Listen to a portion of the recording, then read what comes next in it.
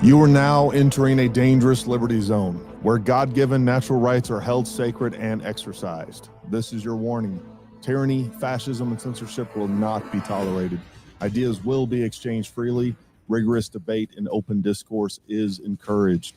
If you are weak and your beliefs are fragile, you should leave now. Prepare yourself.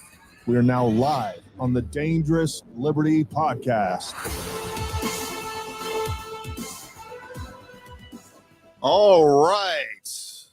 Happy afternoon, everybody. Good afternoon. Hey, welcome to the Dangerous Liberty Podcast, where you know that safety at the expense of liberty is slavery.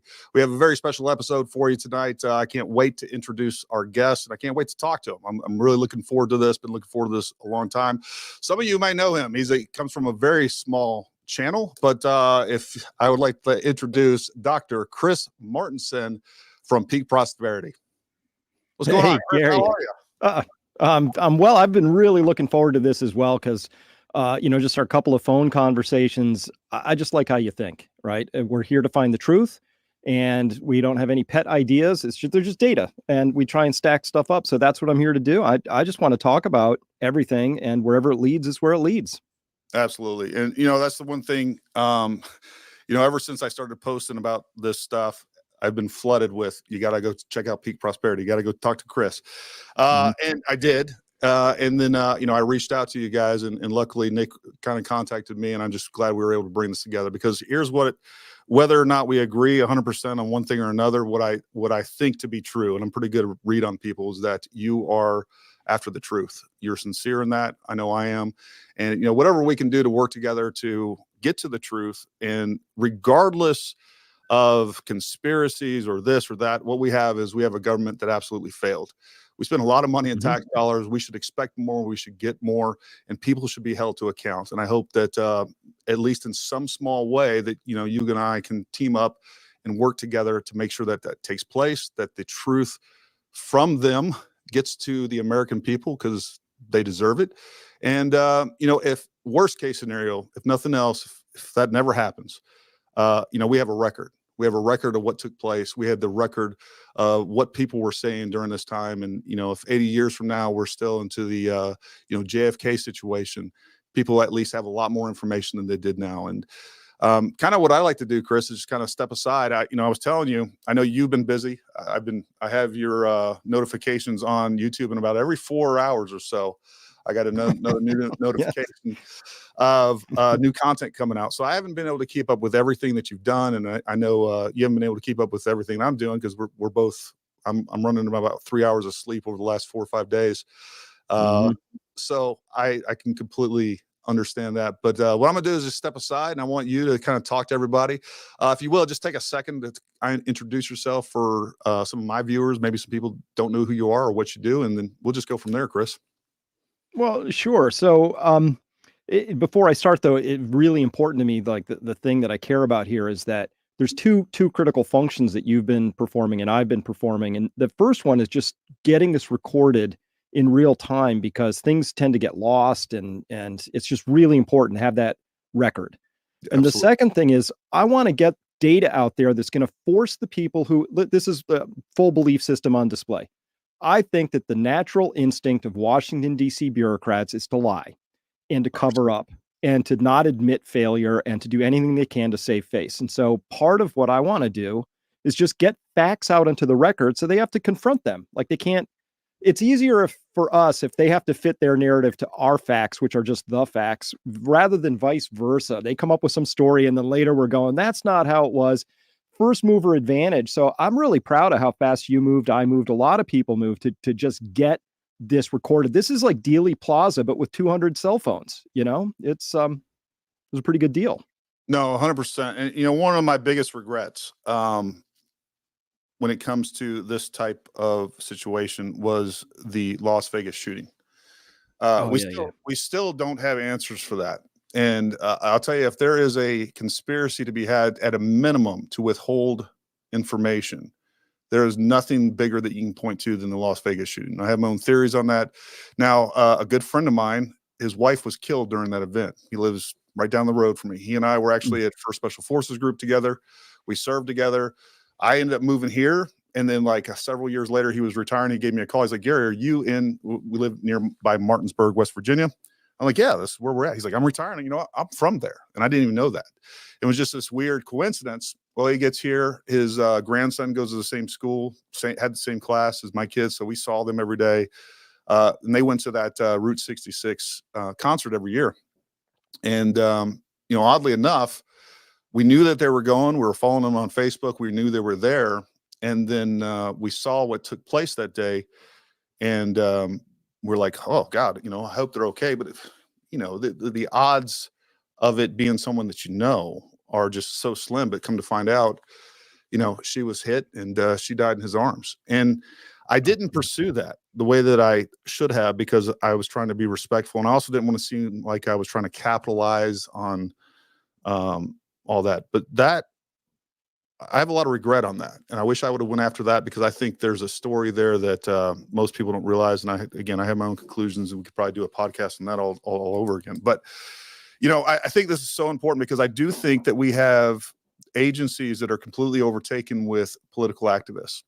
And we already see some of the disinformation coming out where they're trying to turn this guy into a Republican, trying to turn him into some anti-immigration person. And we can't allow that, right? We got to put a stop to that. I also, and this is one thing that you and I have talked about, and I think that is definitely true, and I see it more and more. I do think that there is a real effort, an information operation, to undermine and to remove the credibility of any of this stuff. And I think there's bad information being put out. I think there is bad theories being seeded into this conversation that will turn everybody into a truther or a birther, or in the moment that it comes up, because the left has been so effective at this. And I say the left, but I also mean the U.S. government. They've been so effective at this. And besides just the U.S. government, we can say, hey, there's these operatives within the U.S. government. We also have an entire political party that wants to paint this in a certain way. And they have a lot of resources, assets, capabilities. You know, they can, I keep getting footage that I am convinced, just knowing what I know, is some of it's just fake. And I think that is coming from those actors. And there's also folks out there that just like to play pranks. They can create a bunch of, they can manipulate footage, put it out there, and they think it's funny. So, you know, this is a multifaceted issue that I think people need to be aware of, be careful about. And you've taken a very systematic, scientific approach. And I just really appreciate the work that you've done. And I think, yeah, you know, you're a voice worth listening to, and a voice worth teaming up with in any way that we can help. You know, I'd like to get out there to Butler to look at some things. I would, you know, anything that we can do together, I'm all about it. So what I'd like to do now, outside of anything else you have to say on that matter, is kind of give you the floor. And I'd like to see a kind of a summary of where you were, what information you have now. You were sharing some fascinating information with me right before we got in here. So I'm going to give you the floor and get out of your way. Well, I mean, there's so much to chew on. Like you say, this is multifaceted, Gary. So I too am convinced that there's a lot of bad information out there, and I can track it in two ways. One, people are just putting stuff out there that's frankly just doesn't make sense. And even after I prove that it doesn't make sense, like people are saying, oh, this is a drone, right? And you see it in 2 frames, right? And I'm like, okay, if that's 1/30th of a second per frame and it moves across the whole frame and that's 100 feet of space, this thing's moving 400 miles an hour. It's not a drone, right? And you can prove that, it doesn't matter. And so then I see that once that bad information gets out there, whether it's accidental or somebody's well-meaning but misguided, or it's an intentional actor, I don't care. But once it's out there, I watch these swarm bots, I call them, come in and amplify it. Yeah. And it's there to take us off, get us arguing about stuff that doesn't matter. It's there to get us fractured and running in different directions. And so actually, I think one of the key skills in this is to know when you're being BS'd and how to avoid it. Because you can spend a lot of time on the wrong rabbit hole. Absolutely. I think that is the intent here, is number one, to undermine the credibility of anything. On top of that, just pure distraction. You know, so I think you're 100% right. A couple of things I want to let people know over there in the comments, as far as how I'm going to run this. We're going to talk for a while. Number one, I appreciate all of your comments over there. And as long as you keep it keep it respectful and not disrespectful. Look, we're going to let them stand. With that being said, if you're going to be disrespectful, you're getting off the feed. It's just how that works. Secondly, if you do want to throw a super chat when we get to the point where we are taking questions at the end of this, we will prioritize those super chats because we do appreciate the support. And with that being said, Chris, I'm going to give you the floor, and I know you got a lot of information to present, and I'd love to hear it. All right. Well, I never answered your first question. So who am I? Chris Martenson. I got a PhD from Duke University. It's from the Department of Pathology, but toxicology was my subspecialty. And I did a lot of science. So that was, basic science behind a microscope. And that's where I learned, Gary, I fell in love with, like, you don't fall in love with a hypothesis. You develop a hypothesis, but the data. And if the data doesn't work, if you're a good scientist, your hypothesis sucked. So you got to dispense and start over again. So I'm very used to that process. I have a lot of training, and like, let's just give this a go, right? Pathology. So I did autopsies. You talked about the Route 66 thing. The first thing that caught me on that, when somebody said, you got to look at this, I wasn't really in that frame of mind when that happened. I wasn't thinking that way. But the first thing that caught me was, he said, what do you think the odds are of 2 people being in the hospital with 3 chest wounds with a bump stock from 350 yards? Now, I've been a shooter for a long time, 4 decades. I don't know how long now. I've shot a lot of rounds. And bump stocks I find inherently uncontrollable. But from 350 yards, the chance of 1 person having 3 rounds in their chest, I was like, that's kind of small. But 2? Now I'm starting to have trouble, right? That's just very odd. 350 yards on a 40-degree down, it's a long ways away. That's a tough shot. It is. So that didn't make sense to me. So then I started looking into it, and there's a lot that doesn't make sense there, obviously. So here we are. I also have an MBA, and so I like numbers and stuff like that. All right. So for the past 20 years or so, I've been doing this thing, Peak Prosperity. I came up with this worldview. We have to look at things from a systems level. And all of that said, my training aside, it's all meaningless. My number one skill, Gary, is I can smell BS really quick. And I don't know why, but I know it. And so then I start to back solve, like, why is this BS? I just know it, right? Like watching Ronald Rowe acting as Secret Service director, watching his testimony is just pure BS to me. I'm just like, it was odiferous, right? So this story had a problem, very early on. It's Trump. And one of the first things that made me say, oh, I have to look into this, and this is how I work, was watching my Twitter feed light up with maybe people, maybe trolls, but sorry he missed. Yeah. Right. You remember that? I mean, I'm still getting 3 weeks ago. Yeah, right.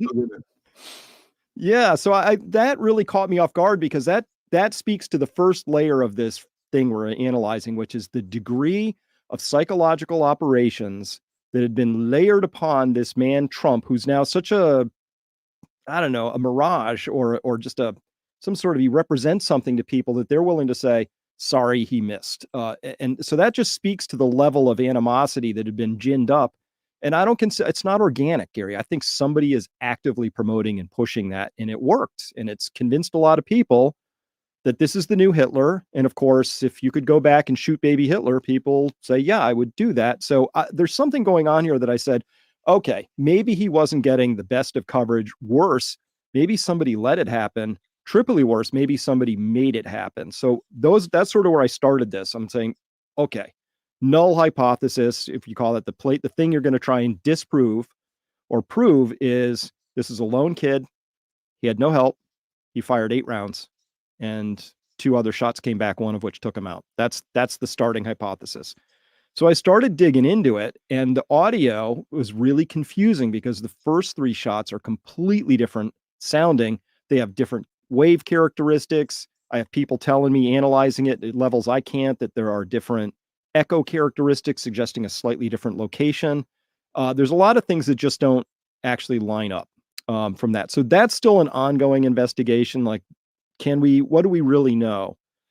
At a minimum, I know we've thrown enough of that data out there with enough questions that the FBI report, when we get it in 2059, will we'll have to account for that. So, good move on that. But as time has progressed and I've gone on further and further, I've really started to move away from the 2-shooter hypothesis at this point. So we had the Dave Stewart video. I know you know all about that. Yeah. Really important video. And from that, I could conclude that the lower windows were closed because I can see all the reflections. And then guess what? People said, hey, Chris, hold up.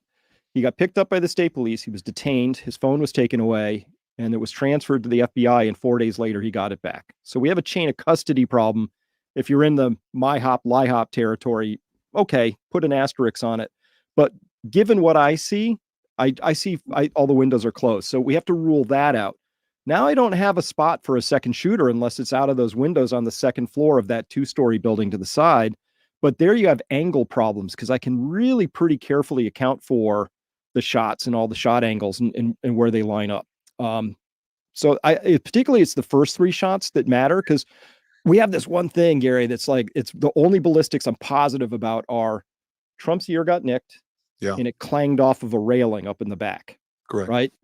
Now you can draw a line. Now I'm really disappointed that you and I can't drive to Butler and the stands are still there and you and I can put our eyeball right on that railing and have the 6'3" guy stand on the stage and just see where we go. I would have loved to have been able to do that. So we're busy recreating that in 3D CAD space, but now it's a little wiggly. Like, are you sure you got the right, stage height right?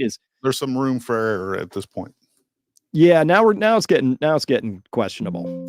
So I don't know. But then we had this crazy video just came out yesterday, shot by James Copenhaver, right, of crooks running across the roof line.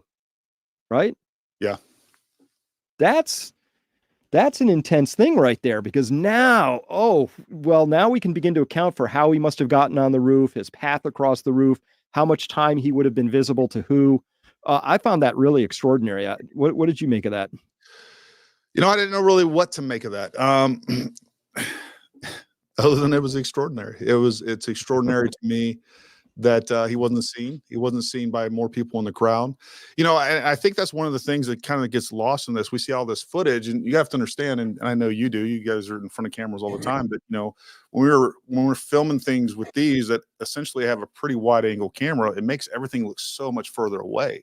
Like 140 yards is not that far. I think if you guys were out there and we were out there and we look at the actual distances, it's going to look like it's half the distance of what our perception is looking at some of these, wider angle shots that we've been seeing. And even, looking at when I first started looking into the water tower theory, which was driving me nuts.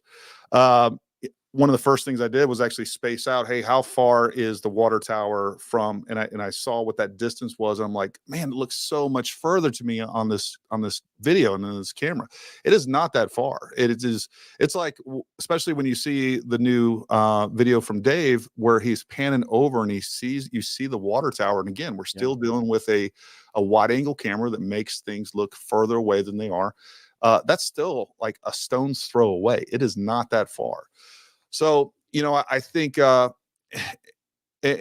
I keep seeing the name John Cullen come up in the comments, and I've seen his stuff, folks. I just tell you right now, I disagree. I don't know what to say. I mean, when you look at, just like Chris talked about, when you look at that bottom floor, it is inconceivable to me that there are any shots that came from those windows. We had a line of people out there. You have a fence in there. That building is in a defilade or a depression. Like having a clear shot between the people that are there in front of it, the fence, and the fact that there's no open windows, I just don't think that there's any shots coming from that lower bottom floor. And not only that, we have people now, and we have video witness of, again, people right in front of that, 50 feet away and less, that if there were shots coming through those windows, you would be able to tell and see. I'm just telling you that right now. There's a big difference when you were 50 feet away from a building, shots coming up from down here and there's shots coming from down here. It's a very different thing. And I also don't think if we really looked at the trajectories and had a better idea of the elevation of some of the different elements that we have in place, whether it's Trump, which was about he was about 11 foot off of the ground from what I can tell, his head. He's 6'4". He was on what I looked to be about a 5-foot platform.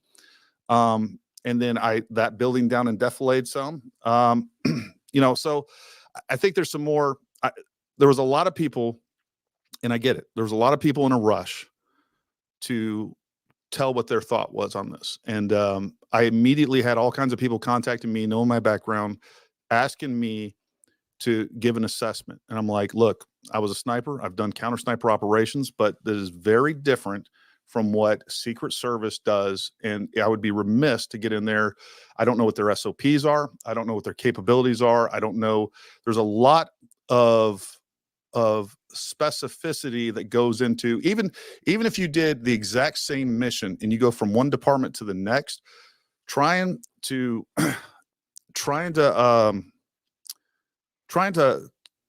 sharpshoot them, I think is just a wrong path to go down. And here's another thing. I know there's been congressmen and everybody else talk about, they were former snipers. There's a big difference between someone that has went to sniper school and has actually done sniper operations. There's lots of folks in special operations that get a chance to go to sniper school. I don't know of one legitimate sniper that has real time doing operations on the military side that would say that the water tower is a good spot for a sniper. Number one, that tells me you've never been on top of a water tower. Folks, that railing is about 18 to 24 inches wide. There's no room for you to maneuver up there. You can't even get a 50-inch gun.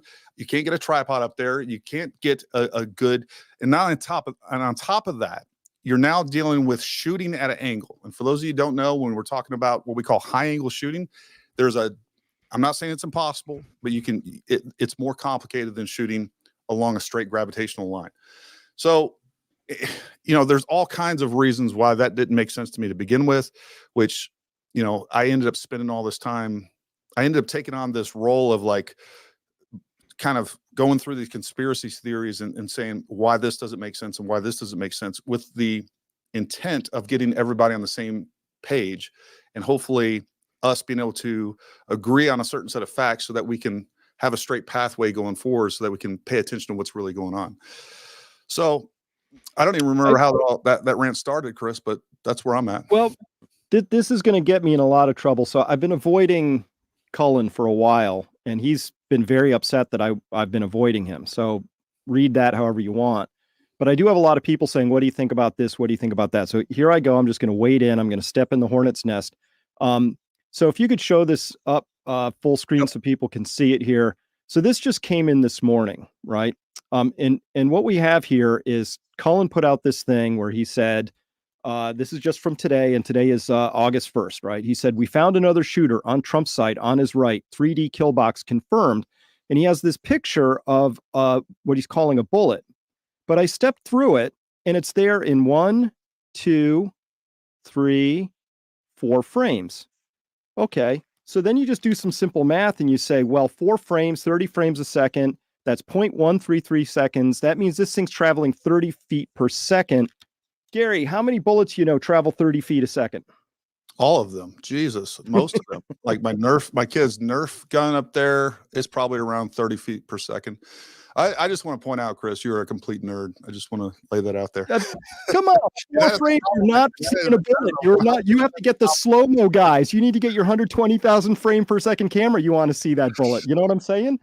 Well, speaking of which, I'll wear the nerd proudly. I'll take it because it's like that is 100% a compliment to you. Along those lines, I've been inundated on X today, formerly known as Twitter, I've been getting questions. Gary, what do you think about the fact that the first round almost hit the sniper team? And what we're talking about is, in what I was sent was the video of where you see the northern sniper team flinch when that first round goes off. Yeah. And he's like, I was like, I think it was somebody that was unprepared, that knows what gunfire sounds like, and basically had an involuntary reaction to something that they know is a threat. I mean, that if like most people that have experienced gunfire, but now that you're not expecting it, you're probably going to flinch. I would, if I was in combat and I'm ready for it, there's been lots of times that gunfire is going off. I'm like, oh, we're getting shot at again. Not a big deal. But I think complacency is a major component of that. And I think that explains some of that. But what was included in that video, and I haven't had time to do any deep analysis because I kind of wrote it off right off the bat, was, oh, you can't see the trace. Look, and for those of you that, if you do any long range shooting, look, we see bullet trace, right? There is a disturbance. It basically is a heat wave that goes through the air that the bullet creates, displaces air. Now, I spend a lot of time and effort because we promote these long range courses, and trace looks really cool. I spend a lot of time and effort trying to capture that. I'm not saying it's impossible, but what I'm saying is I have never seen trace captured from an angle like that at an oblique angle. And you clearly see, so that tells me I'm automatically suspicious of this. When you are trying to see trace around, you got to get directly behind or within a degree or two of that bullet path so that you can see it.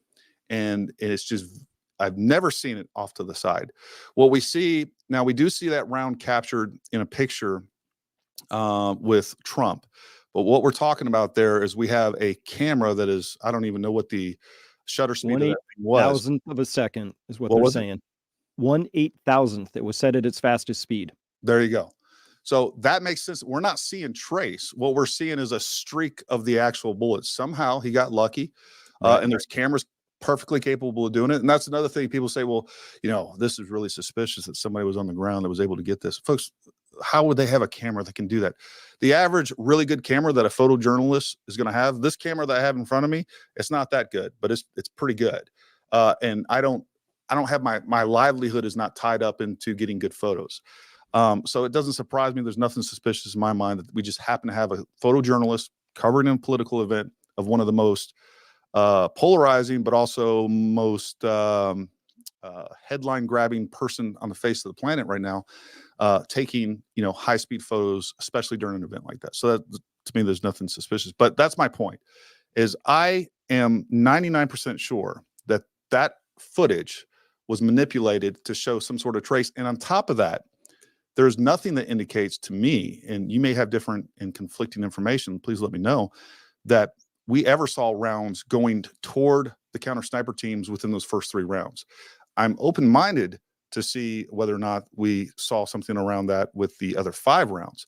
But for that to happen in the first 3 rounds, it is so unlikely. And I think we have a pretty good account of where those first 3 rounds went to. So, you know, that's, let me add to this. I'll tell you. So I'm not a sniper, never been one, haven't even been to sniper school, but let me tell you what I saw. And I'd love to get your reaction to this, because here's how I put this together. Right. So yeah, full frame this up again. So this is from the pre-action report that they went through. So presumably the Secret Service had put themselves on the map and ESU is on the map. So everybody knows where everybody's supposed to be on here. Here we got Hercules 1 on the south barn. Here we have Hercules 2 on the north barn. Hercules 2 is the one we're talking about. They flinched, right? The so-called flinch. For those that don't know, Hercules was the code name for the counter sniper teams. Yes, and I learned that from this document. I was just calling them Team 1 and Team 2 till this. But yeah, Hercules 2 is that forward one. They're both sitting there. We're watching them. They have their glasses out. They look confused.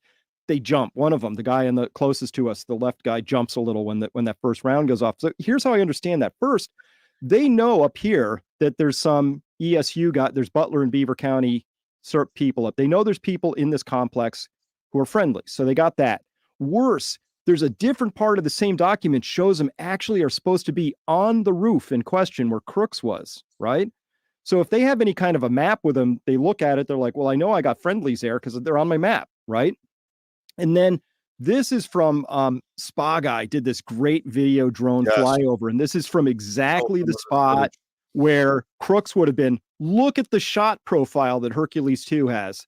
Yeah. Come on. That's a hot mess. There's just, so I know they're like, who is that? Friendly, not friendly. They don't know what they're looking at. They're glassing it. They're thinking hard. They're trying to figure out what to do. And then a shot rings out. Of course they jump. Of course they do. And, you know, Hercules 1 is their zone is south, right? We know that they were supposed to be there. They are, they're facing south. They're like, yep, that's their zone that's what they're supposed to be up to. These guys are facing north, and they had this little tiny window where Crooks would have run across. But if they weren't looking there at that exact moment, which is possible because they're trying to cover all of this territory, but if they, you know, and plus they know this is in friendly hands. So I can understand this. This is what they can't see on the red line. Here's what they can see in terms of that's the amount of time they had to watch Crooks. By my best guess, it's about 3, maybe 4 seconds of him hustling across about 60 feet of roof that they could see. That's all I got on that. Don't mind. Let me speak a little bit to that too, Chris. Is, you know, please. I know it's easy for us to, and I'm not making excuses for the counter sniper teams. What I'm trying to do is provide some context, because I know right now we're focused on that roof. And I know everybody's like, well, it's so obvious to me. Well, it's really not. If you were out there and your sector of fire is about 180 degrees, you have so much cubic footage. We're not just looking near, far, high, low. Like we're looking at the whole thing, right? 360 degrees, all the way up to what the horizon down. And again, you know, we're also looking underneath trees, underneath overhangs. Look, if I was going to do this operation, a trained sniper, and we're, you know, as a counter sniper operation, what you're always trying to say is, where would I be if I was going to do this? If I was a sniper, where would I want to set up? The last place I want to get on, quite frankly, is a roof, because you are such an open silhouette, especially on a white roof, which is essentially a light colored roof that we have there. So, you know, the more realistic looks, or the way to think about this is, number one, we have a lot more cubic footage to look at in that person's sector than you would think. And then on top of that, where I'd be looking is underneath trees, underneath overhangs. The other thing I'd be looking for is vehicles.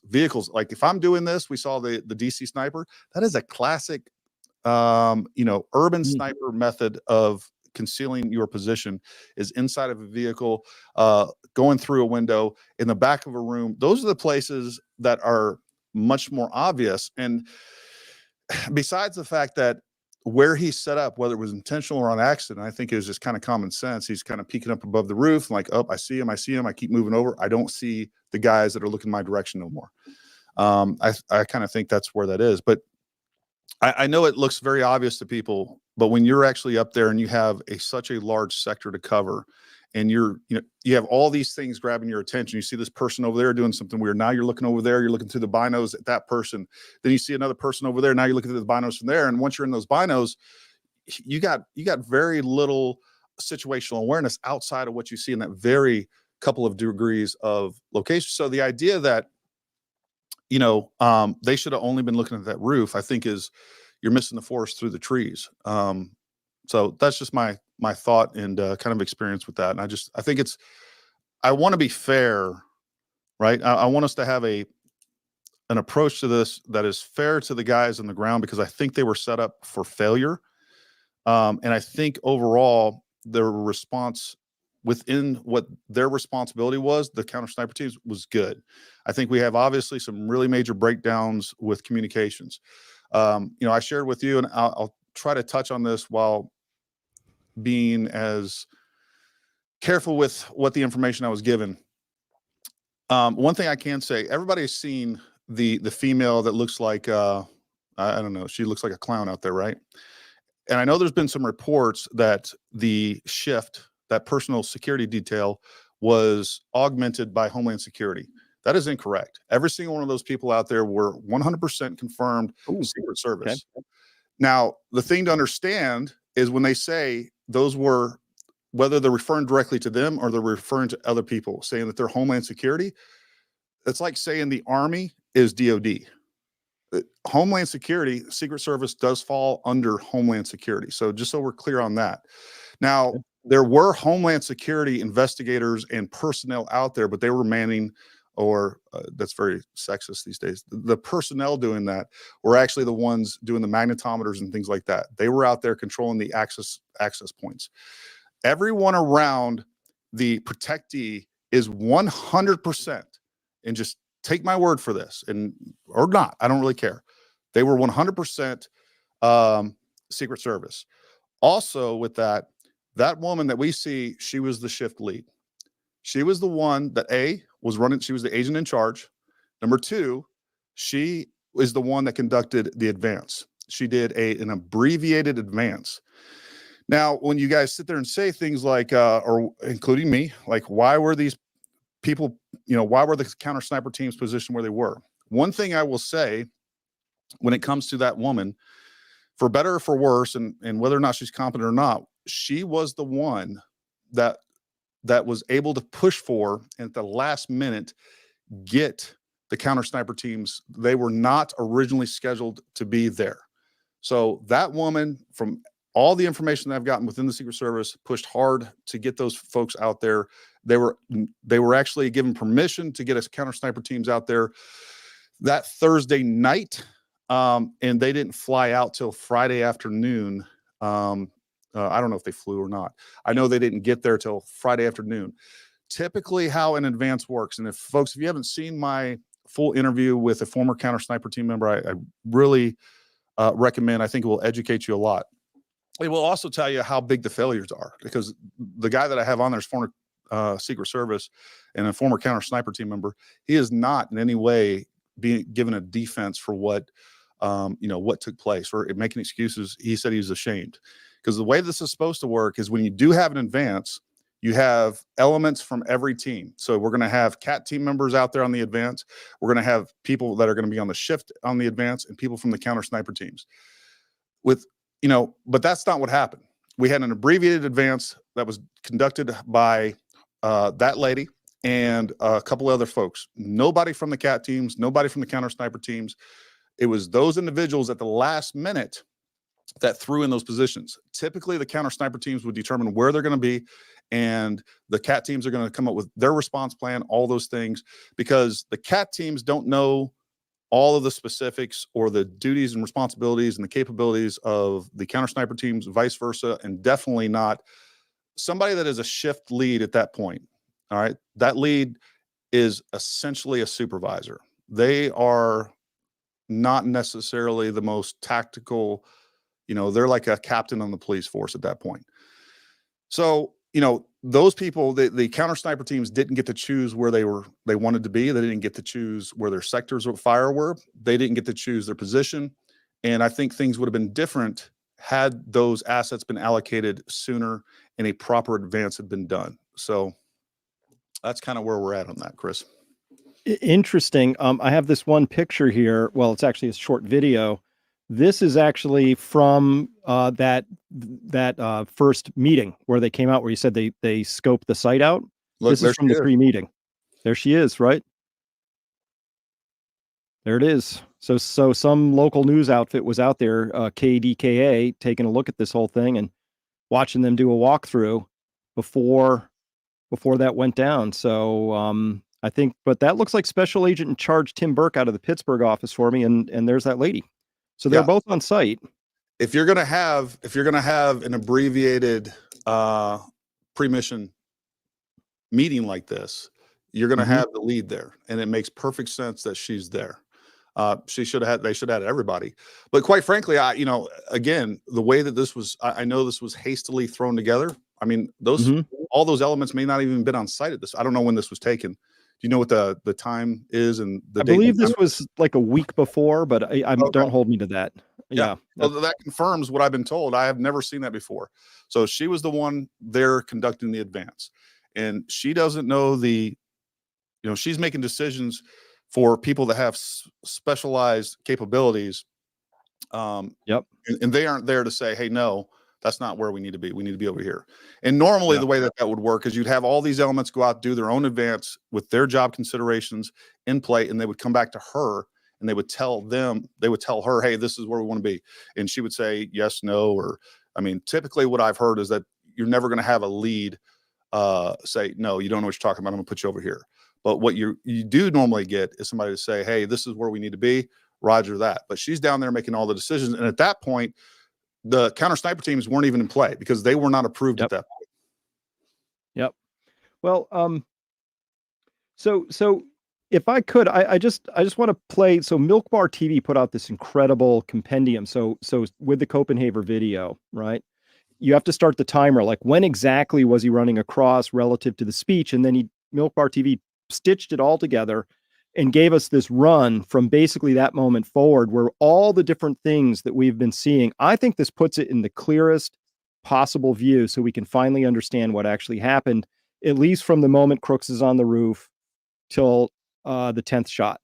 Before that, I still have some questions we should talk about, like who exactly was supposed to be in that Overwatch building and who gave them permission to leave, or did they just walk off? I don't know. I got questions, but barring that, sounds good.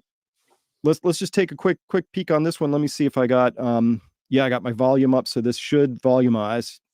He's a valiant fighter. He's a great gentleman. So we're going to bring him up can we bring him up for a couple of minutes later? A little bit later.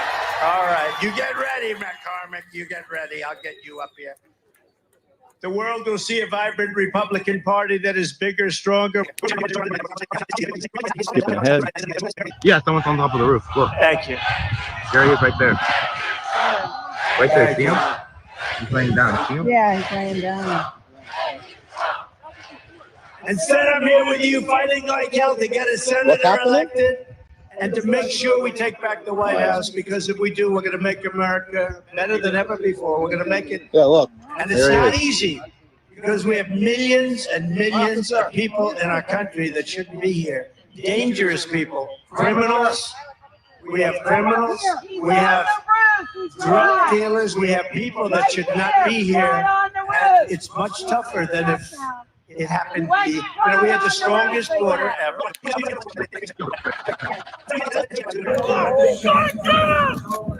If you want to really see something to say, take a look what happened.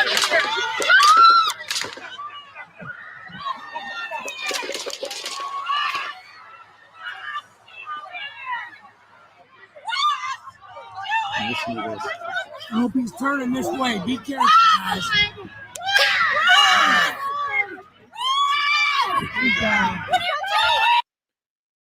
You hear that last shot?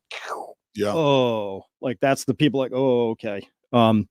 So to me, Gary, that puts it all in really clear relief. So what I see now is Crooks runs across the roof. He comes up, he transoms, he takes a good look around. Somehow he's not really seen by anybody at that point. He disappears from view.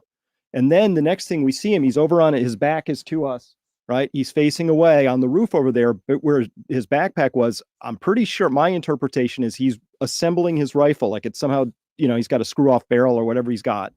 So he's reassembling it. And then, because then he flips over and now you see a gun, right? People are like, where was the gun? Well, it could have been in his backpack if he broke it down, right? I guess. Sure. And then he starts bear crawling up and then he puts his gun over the transom, right? And we see him in the Dave Stewart film. You can see him up there. Now we see him even from there. So he's pretty high up on that roof line. He's got to be over the ridge. I think his barrel is probably out there. He's going to take his first, most careful shot. That's the one that came within an inch of taking Trump's life or leaving him scrambled permanently. That's the one that nicks past his ear, clangs off of a railing, right? And then there's two more shots. Both of those go left. So this consistent with somebody, maybe not fully trained, snatching the trigger a little, but he's shooting left, hits David Dutch, hits James Copenhaver, resettles himself somehow, and now we get those 5 quick ones in just 0.77 seconds. And then just 0.87 seconds after that 5th shot in that 5 string, you get that snap that comes back. I think that took him off his game. I think that's why he's skinnied back down. That's why he's not on the roof line. He's 4 feet back from the roof line, but he still had a little something exposed. And that's where the Hercules team, I think, took their shot there at 15.8 seconds in. That's how I interpret it now. Yeah. And again, your timeline and mine are like within a hundredth of a second each other. So I think we're looking at the exact same set of facts. And I agree with that, and I told you this before, is like, everybody has a plan until they get punched in the face. Well, everybody has a plan and they're feeling really good until they get around and go flying over their head. So I think you're right. If the ESU team or the local law enforcement snipers took a shot at him, if that's the one that we hear, shot 9, that makes perfect sense. And then we see that shot 10 come down. And, I did get confirmation. The word is that my thought on that, my original analysis was that I thought that the counter sniper team took 2 shots. They took the one at that 5.9. They see that they missed. They reacquired the target and took another one, were successful. I've gotten confirmation back that there's only 1 shot fired. So again, everybody can take that for what it's worth. So, all of that makes perfect sense to me. And if you guys didn't get to see, we had a eyewitness on this morning at 10:30. I highly recommend you go watch that interview. I think he saw, this is what he told us. And this goes back to the second shooter theory.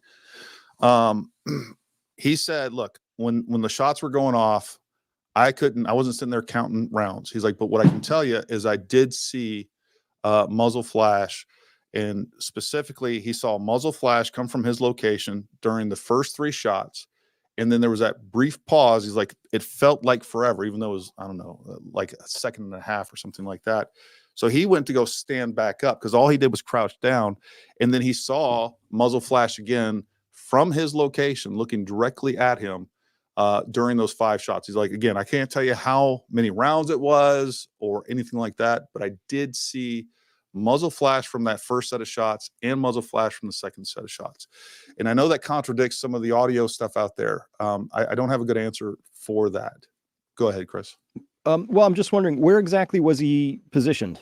He was about probably 2 degrees to the shooter's right. He was almost directly in line. At the beginning of that, I play a video. Matter of fact, let me see. I have that. I will show you the video clip of his that I played. And because he was taking video right after the shots were over, he was still in that spot. He moved. He was basically right next to that guy, Dave, that was taking footage. Here we go. Let me see if this is, I believe this is it. I'm going to open this.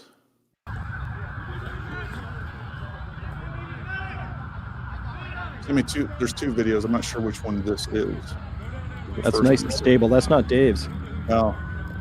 It was vertical. His was horizontal. So this is different. Down. All right, threat 1 is down. Threat 1 is down. This is, So that's after. Threat 1 is down. That's after the last shot then. this is, hold on, I'm going to play another one. Move this one. Yeah.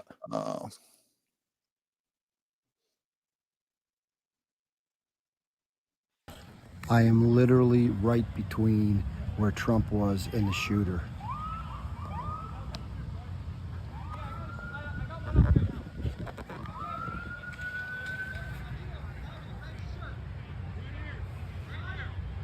Yeah, and this was again after the shots finished. He actually moved over to the tree. He was behind the same tree as Dave, but that is not where he was when and again, even from that position, you can see that he obviously has a good line of sight and is extremely close to where those shots took place. Yeah. Yeah. So here's my best guess based on this is what I'll analyze and see if I can get some audio experts to confirm. So based on this, what seems most likely to me then is that Crooks probably bear crawled up till he had what he considered to be an adequate line of sight. And he was smart enough to know that your red dot's a couple inches, 1.5 inches above your barrel. So he crawled up enough, but he's still possibly behind the ridge line, maybe just on a nice, stable elbow down pose. Yep. He takes his first 3 shots. Doesn't work out. We have almost 2.5, 3 seconds. I think it's 2.7 between those strings. He crawls up a little further, locks that thing down on the railing and goes 1, 2, 3, 4, 5. Because those in that string of 5, Corey Competore, I'm 99. I have high confidence. He's hit by the middle one. That's shot 6 in the overall string because it was 1, 2, 3, and then 4, 5, 6 is where he got hit. And Gary, the rest of those are so close to the mic, they're really causing it to misbehave. It has this damping function when it gets too overcharged or whatever you call it. Crack. Yeah, it's picking up those cracks. So all of those are good enough that they are down in a box down there. I don't know how big that box is. It could be pretty wide, but that one on Corey Competore is right in line. The reason no Secret Service get hit in that because our 3D, we did a CAD reconstruction as best we could because unfortunately the FBI dismantled the whole thing before we could really do it. But the best we could do from pictures and taking every possible angle we can, that north stand that Corey Competore was standing in, that is now defending the president and all those Secret Service. I think that's in the way. And also for that shooting out the lower window, I think that stand is completely in the way. So actually, I don't think there is a firing solution towards Trump or the Secret Service pig pile there from the position Crooks was in. I think there's a stand in the way there. It makes sense to me. I mean, regardless, the fact of the matter is, even if you could see the pile of people, what we assume is his primary objective is no longer visible. So, that doesn't, another thing we haven't discussed too, the other possibility is, when he went to go fire that string of fire of 5 rounds, he may have put his barrel right onto that ridge line. And if we are putting a barrel onto that ridge line for support, the actual metal barrel, not the handguard, is going to greatly deflect those rounds. And that's something that go look on YouTube, go to the X-Ring channel. I don't know that we've ever done that, but I could show you very quickly the moment that I put my barrel up against something hard and I'm leaning into it, it's going to deflect those rounds and wildly change my point of impact compared to my point of aim. So those are all things to think about as well. And again, obviously all of this is speculation. But I think it's a reasoned approach, right? I think it's it helps some of the stuff that we don't know make a little bit more sense, because there's lots of possibilities that I think that people that are very plausible, that are more plausible than some of the things being pushed forward. So there's lots of reasonable possibilities out there that I don't think are being explored the way that they should be. Well, I agree. And a big question mark for me is this whole idea that there was a municipal cop gets boosted up, has a gun pointed at him, drops down, seconds later, shots ring out. Just not from that perspective, but from Crooks's perspective, like he's got to be a little amped up, right? Unless he's just downed a whole bottle of Xanax or something, right? He's got to be a little hopped. I'm just having trouble with the whole swivel, point a gun at a LEO, come back up, compose yourself, and do the shooting he did. I don't know that I would be a shaky ass mess at that point in time. Sorry for my French, but No, I think most people would. I guarantee you, if the idea, look, I'm 100% open to the idea that we have a situation like we had in Michigan where, somebody trained this guy, somebody coaxed this guy into this, they provided material and support for this guy. I'm down with that. And again, he might have been smart enough. Last night I talked about, the standard trajectory. If you've zeroed your rifle AR-15 at 25 yards, basically what you're doing is a near ballistic zero of 300 yards. So the highest point in that trajectory, max ordnance, is around 140, 150. So at 150 yards, you're basically, your point of impact is 7 to 12 inches above your point of aim. Now, he may have known that, but I'll tell you, I train people all the time, both civilians, military, and law enforcement. And then after every course, we train all these different tactics, techniques, shooting techniques, different things. And then we have a culmination exercise, a stress event, right? Where now they have to put these things into play. And as soon as that timer goes off, nobody's shooting at them, cops aren't looking at them, that timer goes off, they lose their shit. All right. They go out there and they do everything completely wrong. So even if he was smart enough to understand the difference in ballistic trajectory, what he should have been, I would have been aiming at Trump around the belly button, the navel, so that I would hit him in the chest. If he was aiming at the chest, he's going to hit him right around the ear level. I mean, that is almost exactly where we would expect to see that round impact.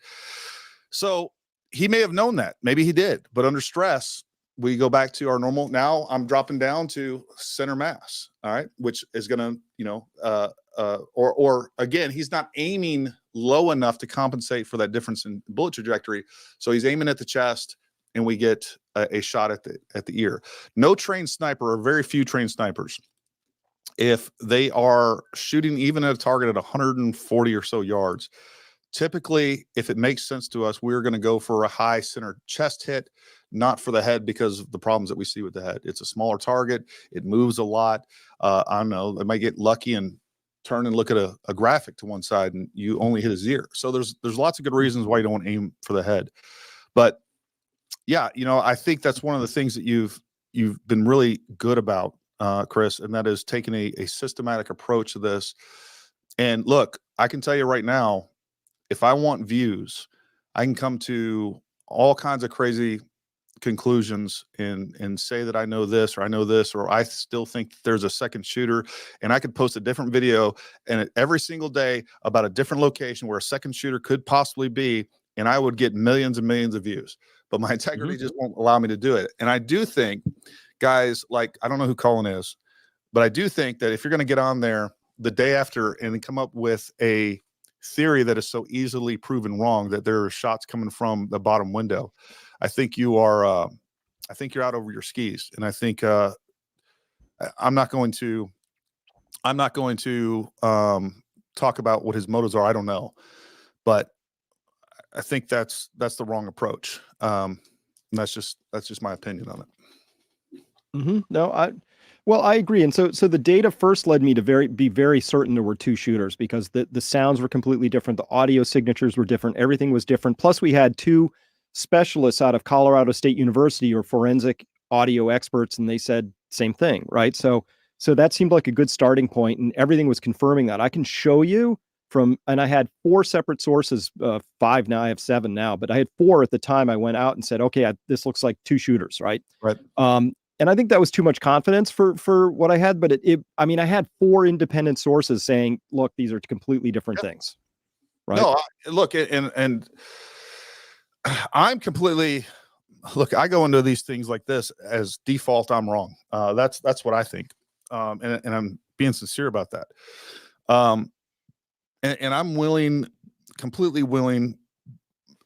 Here's my problem with that. The only evidence that suggests there's 2 shooters is the audio analysis. I don't know the first thing about audio analysis. I don't know how perfect that science is. I did have a call the night that you and I talked. Later that night, I got a call from an audio engineer. He told me the same thing. He's like, look, here's what I do. This is what I do it for.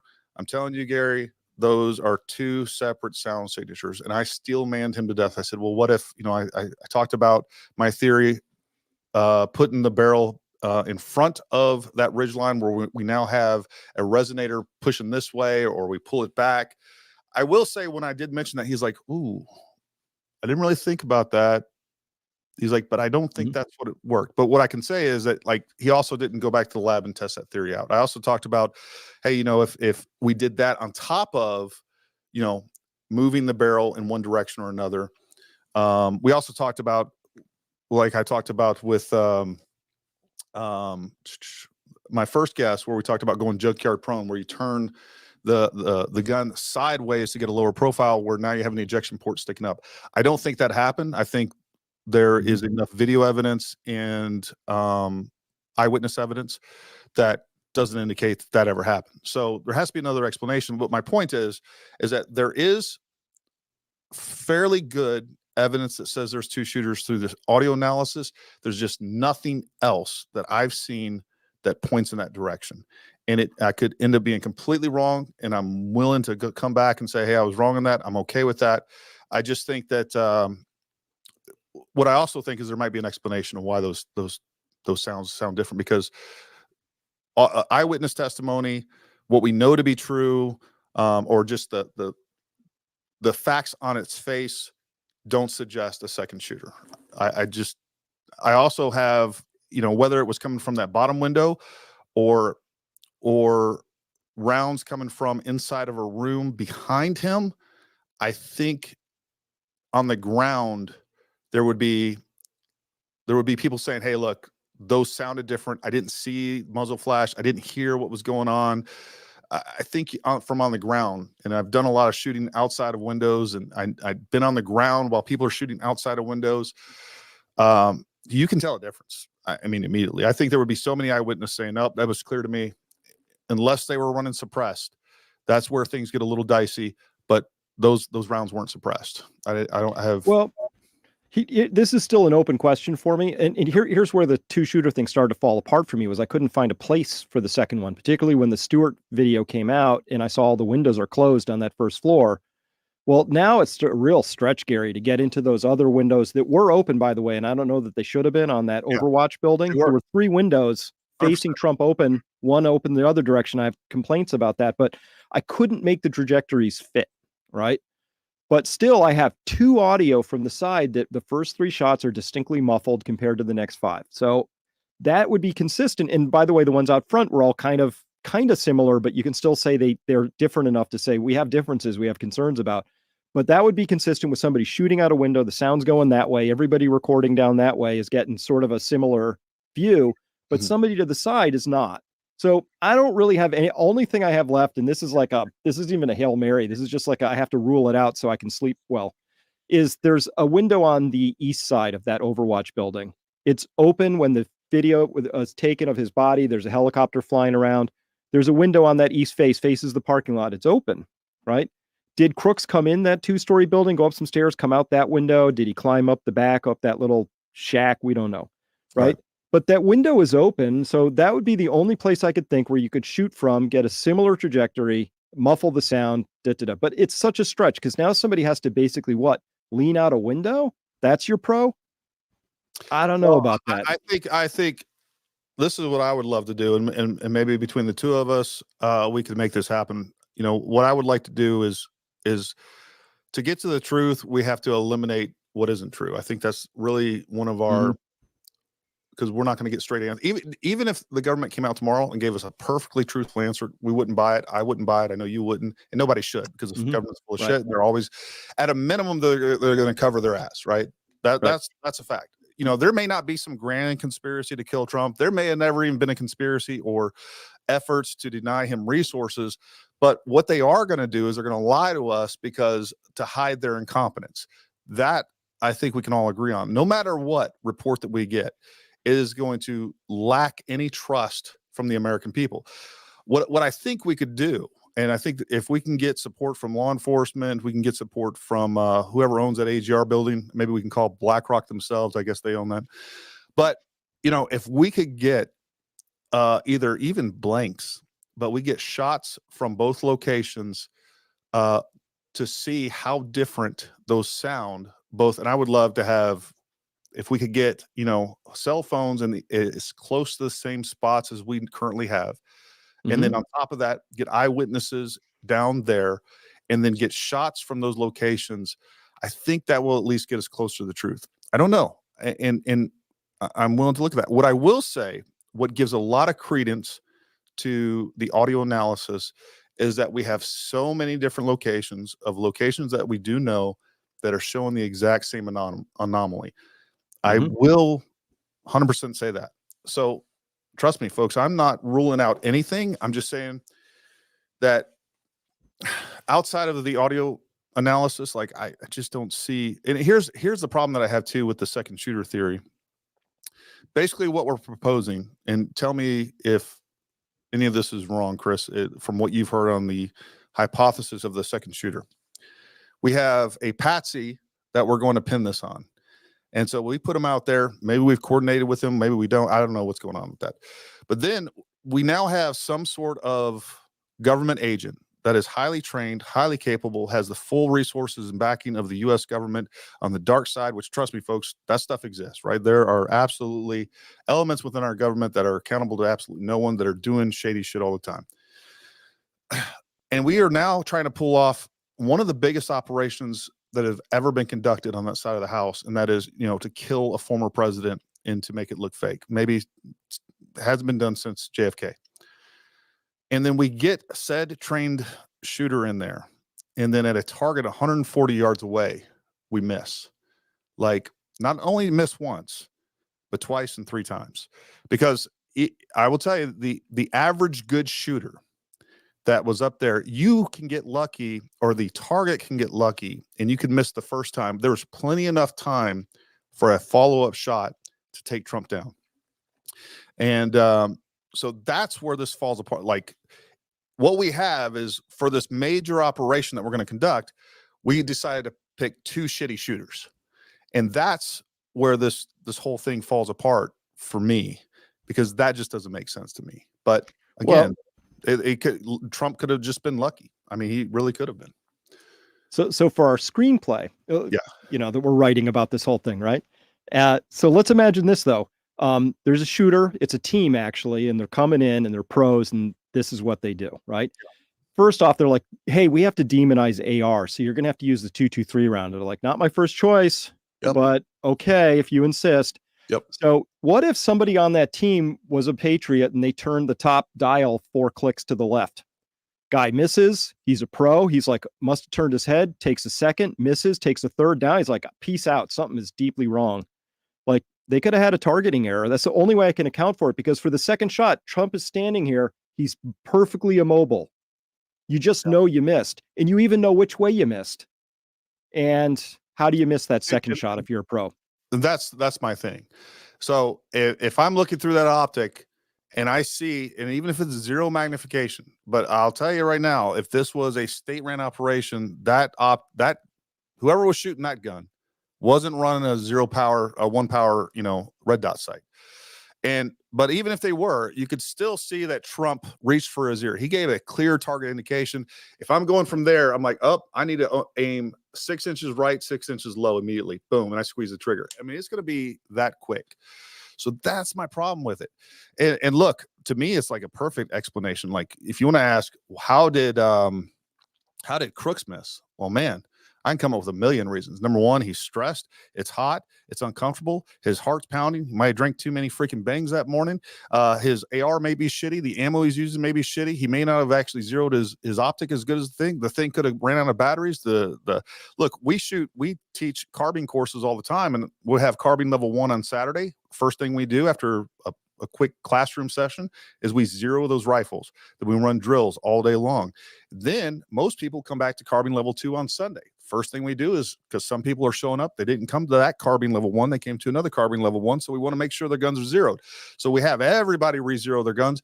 And I'll tell you, you'll be shocked at how many people that just zero their guns the day prior come in that second day, their guns are not zeroed. Lots of different reasons. A shitty optic just isn't going to hold a zero.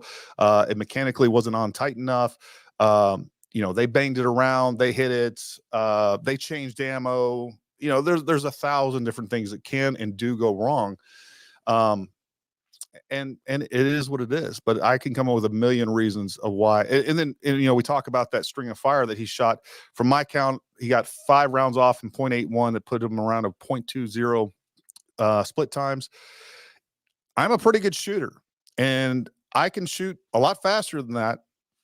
But even shooting at 0.20, even if I'm aiming at bleachers at 200 yards away, if I'm shooting that fast, I'm not surprised at all that he missed. And according to you, and it's probably true. I think your research is good, man. One of those rounds hit Corey Competency, and but the fact that we don't have an account for those other 4 rounds isn't shocking to me at all. So, again, that's if I could cover that, because maybe other people haven't seen this. So yeah, this is good data. So here's something we could tell easy from the, well, this took a little resolution, took a minute to figure this out. But what we got here is these are the 5 shots run real fast, and here's that 6th one out here. And these are the things here labeled 4, 5, 7, 8. These are the SNCs of the supersonic crack of the round coming over Trump's mic. So this is Trump's mic's perspective. And what you'll notice, see all this background noise, see how fat this is? And then it skinnies, neck's way down, and then it builds back up again, and snick, another bullet skinnies down. That's because Trump's mic, or more likely the downstream signal processing, had a limiter, a gate. Something too loud causes that system to go into shutdown. It doesn't want to feedback from the speakers. It doesn't want squelching. It does whatever it's going. It's going to protect that. So these are in milliseconds. We see all this background noise, and then this bullet. This is shot number 4. So 1, 2, 3 were measured. And then this is 4, 5, 6, 7, 8. 4 snicks right over the microphone. Got it. 5 snicks right over the microphone. Got it. 6 is missing. We got 7. We got 8. And so when we look at this more closely, we can see that we're actually missing 2 sonic booms down here. It caused a lot of misanalysis for a lot of people. And they're missing because the microphone system was in shutdown. It just, you didn't hear them because there was like, I'm not taking any sound in the microphone system right now. Yeah, and when we take that and when we run that against the actual video that we see, we can actually see that's Corey Competency's hat flying off in that little red circle right there. That lines up perfectly with shot 6. So we were able to at least determine what happened with those 5 shots. Unfortunately, Corey Competency caught the middle of that, shot 6. But 4, 5, 7, 8, those went down close enough to at least leave a hot signature on Trump's mic. So that's what we know. That's the kind of stuff we can tell from this. That's pretty settled at this point in time. So that's all in what I call my green category. I'm settled with all of that. By the way, if you draw, straight lines from all of these things, we find out that Corey, all these shots are basically in a zone where you would say, this was pretty good shooting overall. So, but here's to your point, like, how do you miss numbers 2 and 3? So this is Copenhaver here, who took that amazing video of Crooks running across the roof. Yeah. Here's the railing. This railing gets hit in between David Dutch, who's circled in blue here. Here's this other gentleman wearing the black t-shirt, red hat. that round pings off right there. So it went from Trump's ear, pinged off that rail. And then we also had the hydraulic line hit. So we're like, we can see they're all here and they're all just a little left of where they should be. I can make a story that's a inexperienced shooter, on his first big game hunt missing. Yeah. Chris, can you actually pull that graphic back up real quick? And let me. Yeah. So this is another thing that I keep hearing, and it's a valid point, but I just want to try to give an explanation for this. We keep seeing, and I keep hearing about trajectories. Well, how is that bullet still rising when he's shooting from a high level to a down level? The problem with this is that we see a lot of graphics or pictures from this where you're taking this picture from the ground looking up. Number one, it makes it look like those rear stands are a lot higher than they are. From what I can see in every picture that I've seen, Trump's head is about even with those people back there in the background. So it's pretty close to the same elevation. Those rear or side stands or the bleachers there are not that tall. And again, Trump is at about 11 feet. His head is about 11 foot. The other thing, and I need to do a little bit more analysis on this, but that building, building 9, the AGR building where he was shooting from is down in a depression.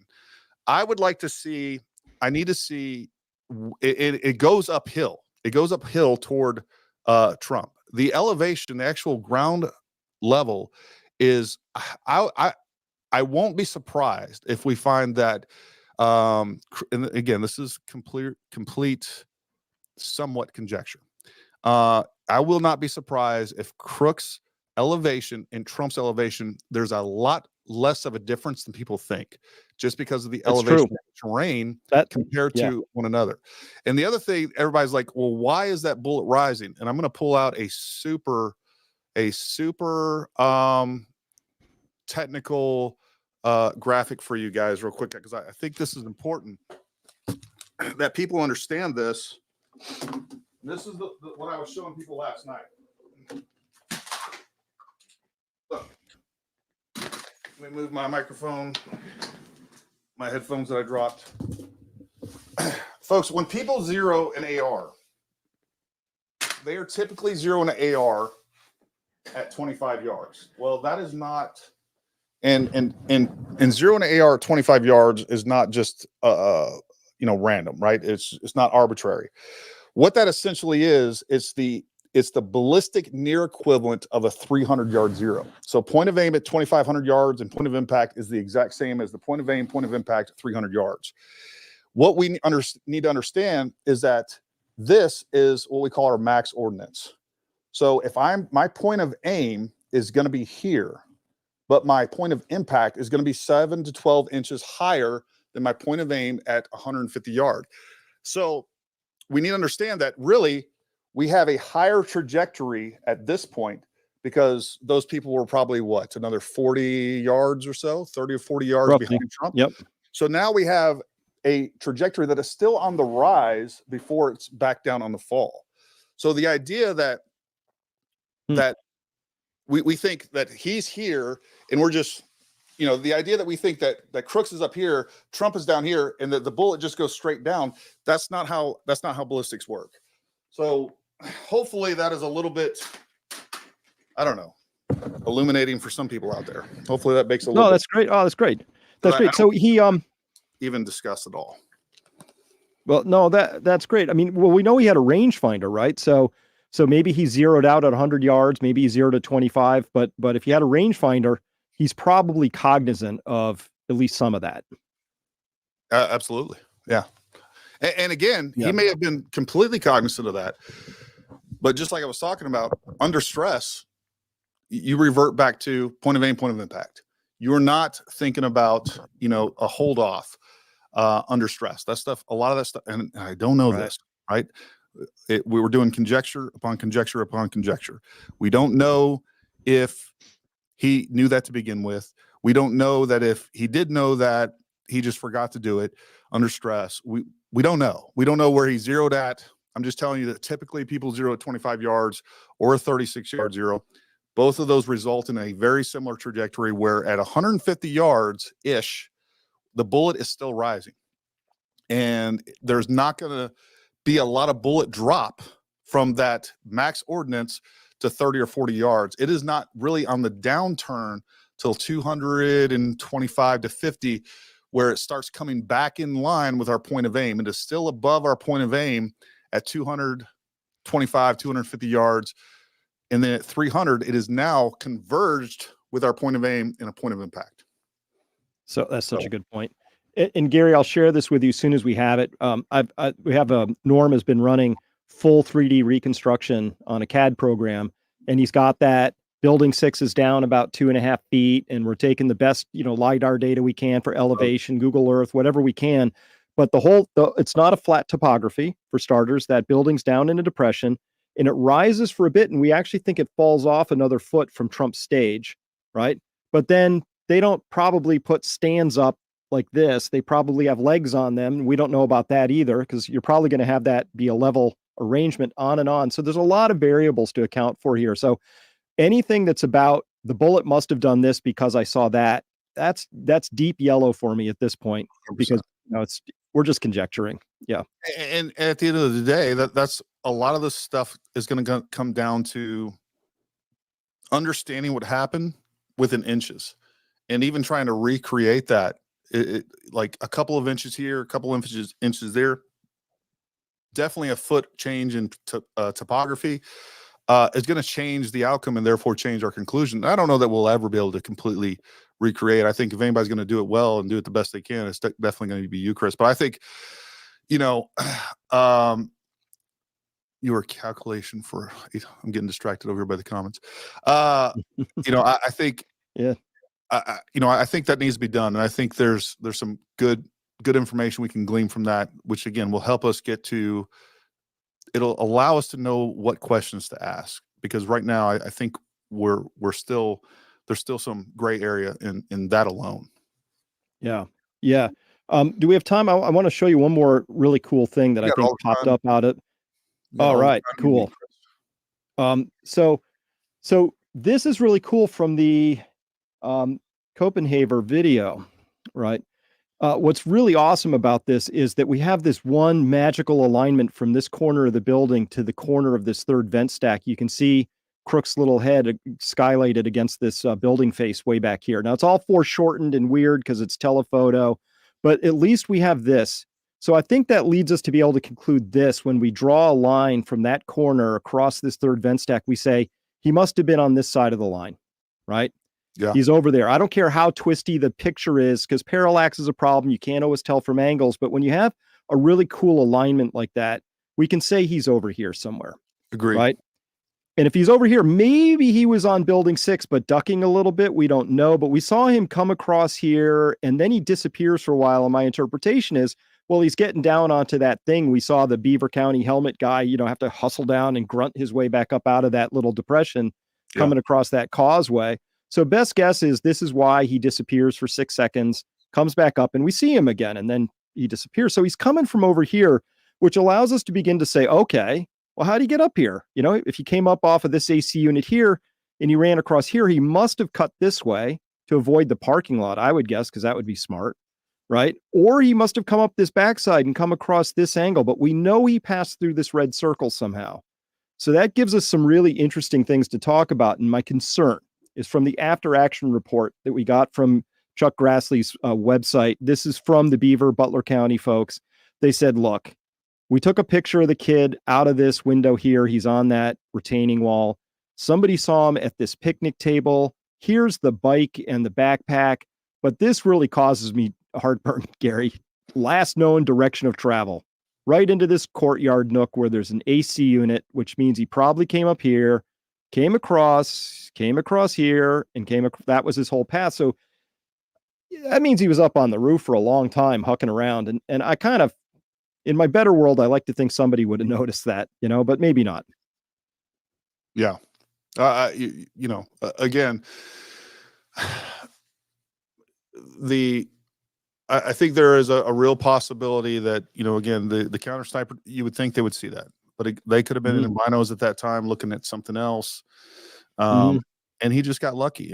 But the other part of that is maybe, I don't know those counter sniper team members, maybe they let it happen. maybe they are stooges of the government and we're completely okay with that. I don't know.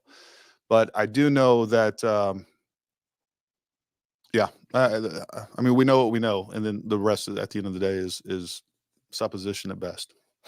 Yeah. Well, I mean, back to the beginning of the story where we started, we know that there are enough people who had been convinced they hated Trump strongly enough that they were sad that the shooter missed, right? We know, playing the odds, that about half of those people work in the government, right? Just if you say it's about 50-50, Democrats, Republicans, and Democrats are the ones who mostly feel that way. So we have to know that there's at least a non-zero number of people, Gary, in the government who really, on a very visceral, I bet difficult for them to explain level, just despise Trump. I mean, hate him, like, and would feel like, maybe I'm just guessing here, like they would be heroes. And a lot of to some people. And a lot of Republicans in high places. They and I'm telling you this because I know people in the government that are lean toward conservative or whatever else. They hate Trump more than some of the Democrats do. They really do. They think that guy is a real threat to whatever, their control of the government, how the government operates. There's this whole, Trump wanted to hold, GS personnel and other direct hires to the government responsible. Those people are absolutely impossible to fire. You can't fire them. Look at this. Look what Peter Strzok. Look at his malfeasance and what happened. Yeah. Not only, well, we fired him, but then we paid him $1.2 million. It's absolutely crazy that he's talking about what he's talking about on a government device with no expectation of privacy, and yet he sues successfully the government. How many of us can sue the government? How many times have we seen that where the government has been sued successfully, but yet Peter Strzok having conversations, having an affair, putting that stuff over a government device where I've owned many government phones. First briefing that you get is that you have no expectation of privacy on this device whatsoever, and that all of these correspondence will be read. That's the way you need to treat it. This is the government's property, and we have full access and control of this. And yet he was able to successfully sue the United States government for $1.2 million because they violated his personal privacy. Absolutely insane. Anyways, I digress. Yeah, but that's because he's on the right side of the narrative story, right? Because if you're on the wrong side of the narrative story, like, I found it shocking to me that Rudy Giuliani loses a $140 million defamation lawsuit against these two women. Now, defamation, I felt at one time in my life, I felt like I was defamed by somebody. So I went and talked to a lawyer and they just spanked me down like the kid I was. They're like, look, you have to prove damages. It's pretty hard. Yeah. Did you lose any money? Can you prove it? Like, no. So I'm trying to think, in what universe do these two low-level functionary people out of Fulton County lose $140 million? Future income? It's just, no, if you tried to bring an equivalent lawsuit the other direction, you'd get laughed out of court instantly. So we know there's an asymmetry to this story, right? It's not evenly balanced right now. No, and we see that with how many of the people within the Trump organization and his own cabinet have been successfully prosecuted with really novel prosecution, right? Like, it never been done before.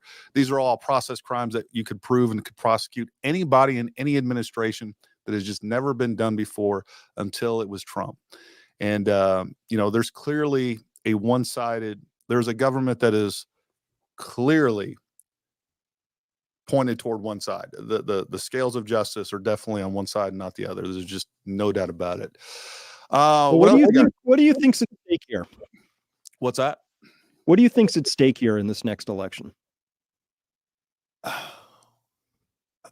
Let me tell you what I think is at stake with this situation, then we'll get to the election. I think this is the last possible chance that we even have anything close to being able to hold the government accountable for anything. I think if they get away with this, how big or little it is, if the American people aren't outraged enough to hold the government account for this, then we will never see accountability ever again. This is our only chance. We have a government that is completely contemptuous of an American people that even think that they would dare to try to get reasonable, honest answers from their elected officials and from the bureaucrats that are put under those elected officials. This is our last chance at being able to do that. That's what I think is at stake with this situation. That's why I don't want to let it go.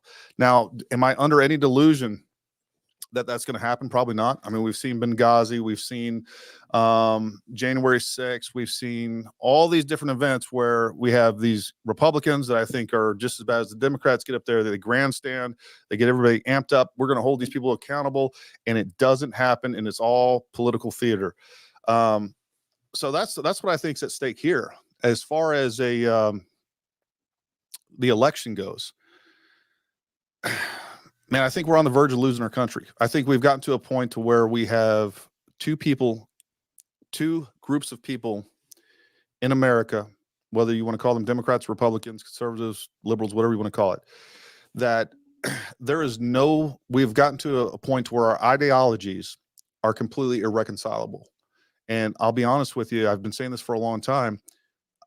I will be surprised if there's not a civil war within our lifetime. I'm so concerned for this country. Look, 9/11 happened. A couple days later, I was in the recruiting station.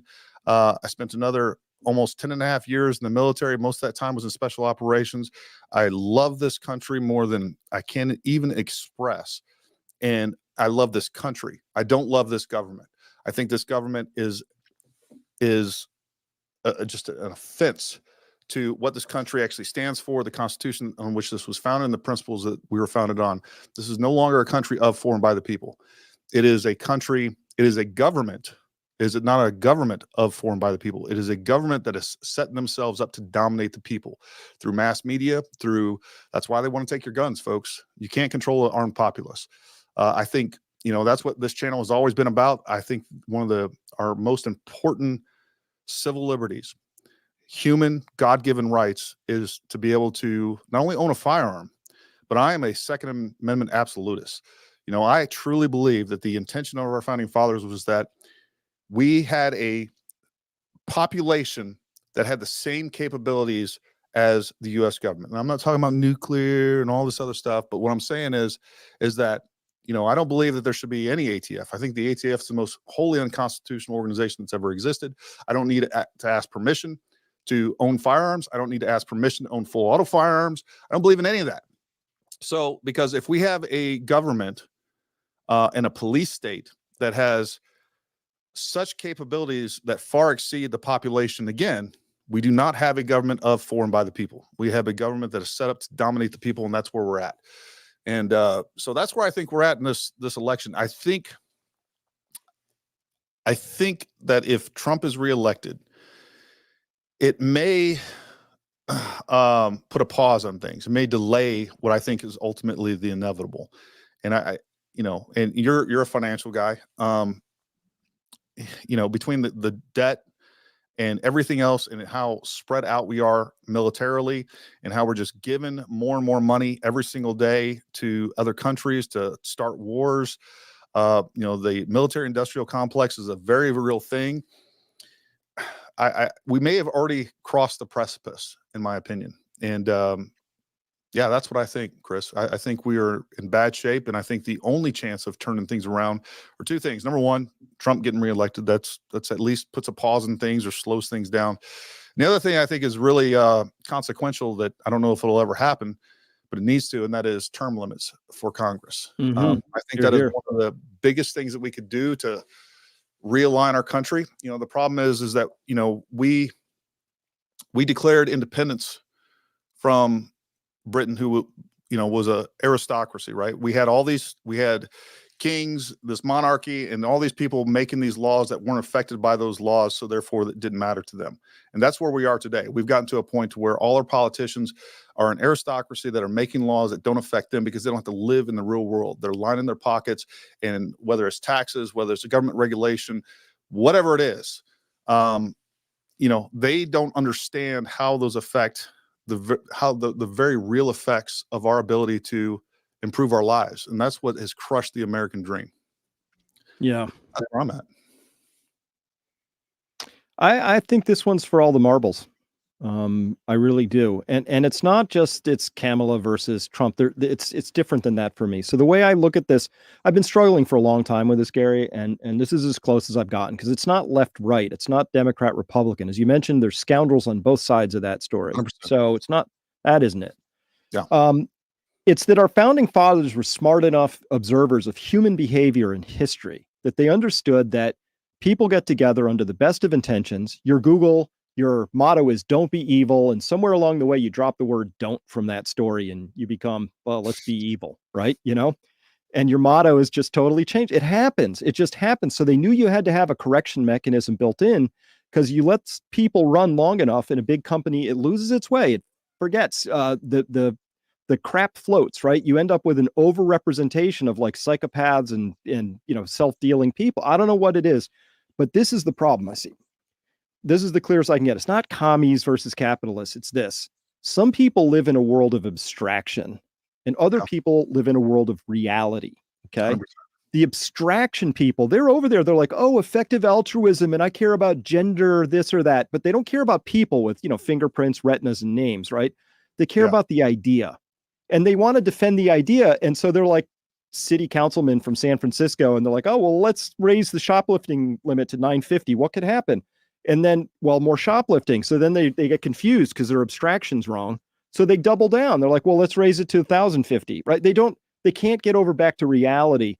So when I see a Trump rally, I see people grounded in reality. They 100%. Wake up, they go to work, they drive trucks, they take care of kids. They are just out there in reality. And that's the battle I see. The abstractionists, they want us, you have to have fealty to this idea, like climate change. We're going to have to lock you down, put you in a 15-minute city, give you a central bank digital currency and a universal basic income because climate change, right? It's an abstraction.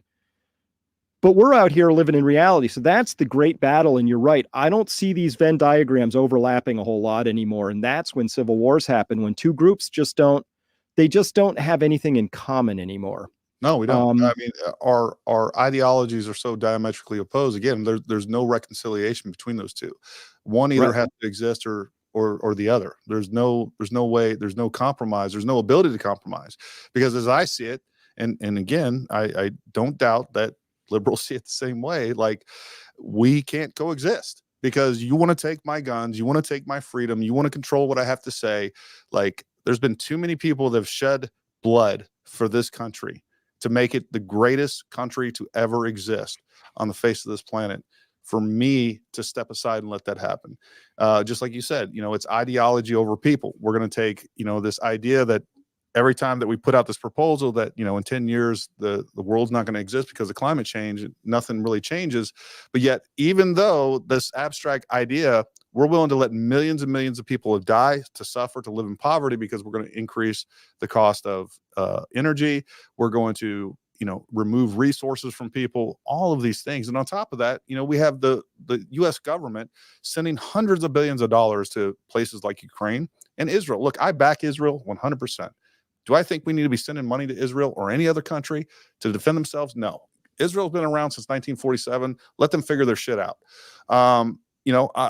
We have too many problems here. We have too many veterans killing themselves. We have a healthcare system that has gotten worse since Obamacare by a lot. I can relate to that.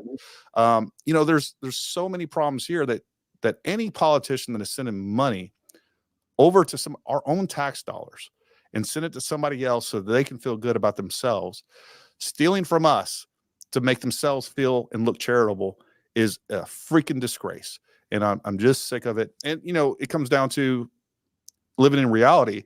The reality is, I've been careful about talking about different things like this. For many that don't know, number one, we own a training company. That's what we do. So we train military, law enforcement, civilians. And on top of that, we have a FFL class 3. Look, man, I am very concerned about talking about these things. And next thing I know, I'm getting audited. We've seen that with the Biden administration. So many FFLs have been shut down, taken out of business. The left is so good at subverting people's rights through underhanded means and through bureaucracies that I don't think people realize what's going on. There's people losing their livelihoods, losing their business because of the efforts of the current Biden administration, which was built on the foundation of the Obama administration. Things changed in 2008. I think that's when we saw that's when I saw a big difference in the military. The reason I got out of the military was because of political activism within the military, what they were doing to special operations, how they were tying our hands. I could go on and on. We could do 12 more podcasts on just that, but we're in trouble. and people need to wake up. And my hope is that we have time to recover. And I am not that super optimistic on that. I think, you know, like I said, I think the reality of us having a civil war within this country before my lifetime is over is greater than not. That's how I feel about it. And I think that depending on what happens in this election, especially if there's more fraud like there was in the last election, I think we're right there on. I think bad things are going to happen. Yeah, that's Yeah, I completely agree. And we've got you know, a lot of what I do, Gary, is sort of problem definition. I point a lot of these things out for people, but I don't care about problems unless you have a solution to follow in. I think everybody needs to get ready for that hardship, right? And so I when I was doing all this COVID coverage starting in January of 2020, I ended it kind of cryptically with like plant a garden. You know, why am I telling people to plant a garden? You know, why is it time for victory gardens? Because I can easily foresee that the number one way they can control people in the future is food. That's it. You know, Yeah. and we're watching them take all these steps to control our food supply. The cows fart too much. You need to eat more insects. You know, chicken farms turn out to be very explosive. Those Molotov chickens, you know, really caught us all off guard. You know, it just, we're watching all these things. And if it looks like and feels like an attack, it is one. And I you agree. mentioned something very important. The left, here's so I predict the future a lot. And people are like, how do you do that? I just read what they say and I believe them, right? Yeah. It's like they tell us what they're going to do. So they say, oh, the right, we're very worried about the violence from Nazis, right? But that process punishment you talked about, that is violence. When you take somebody's livelihood away, that is violent. Mhm. Okay. When you silence somebody, that's violence. There's all kinds of violence. There's political violence. They've weaponized the DOJ. That's the path we're on. So everything I'm doing, and I'm hoping that that's why I've put so much energy. So I've slept so few hours in the past 3 weeks on the Trump thing, is because it's an opportunity for people to maybe wake up. Because if I you look at it for what it is, at best, it's not, I can't get to, it was incompetence that extreme. It had to have had some fuel at a minimum in there, which says, we're not going to give our best effort protecting that guy. No, I completely agree. And you know, the thing is like, you know, people talk about conspiracies. And they talk about, one of the things I love hearing people say is like, you know, the government's too incompetent to pull off a conspiracy. You know, I think there's a lot of incompetent people out there, but at the end of the day, that is the best coverage for conspiracy. We think all these forward-facing people are extremely incompetent, and they are.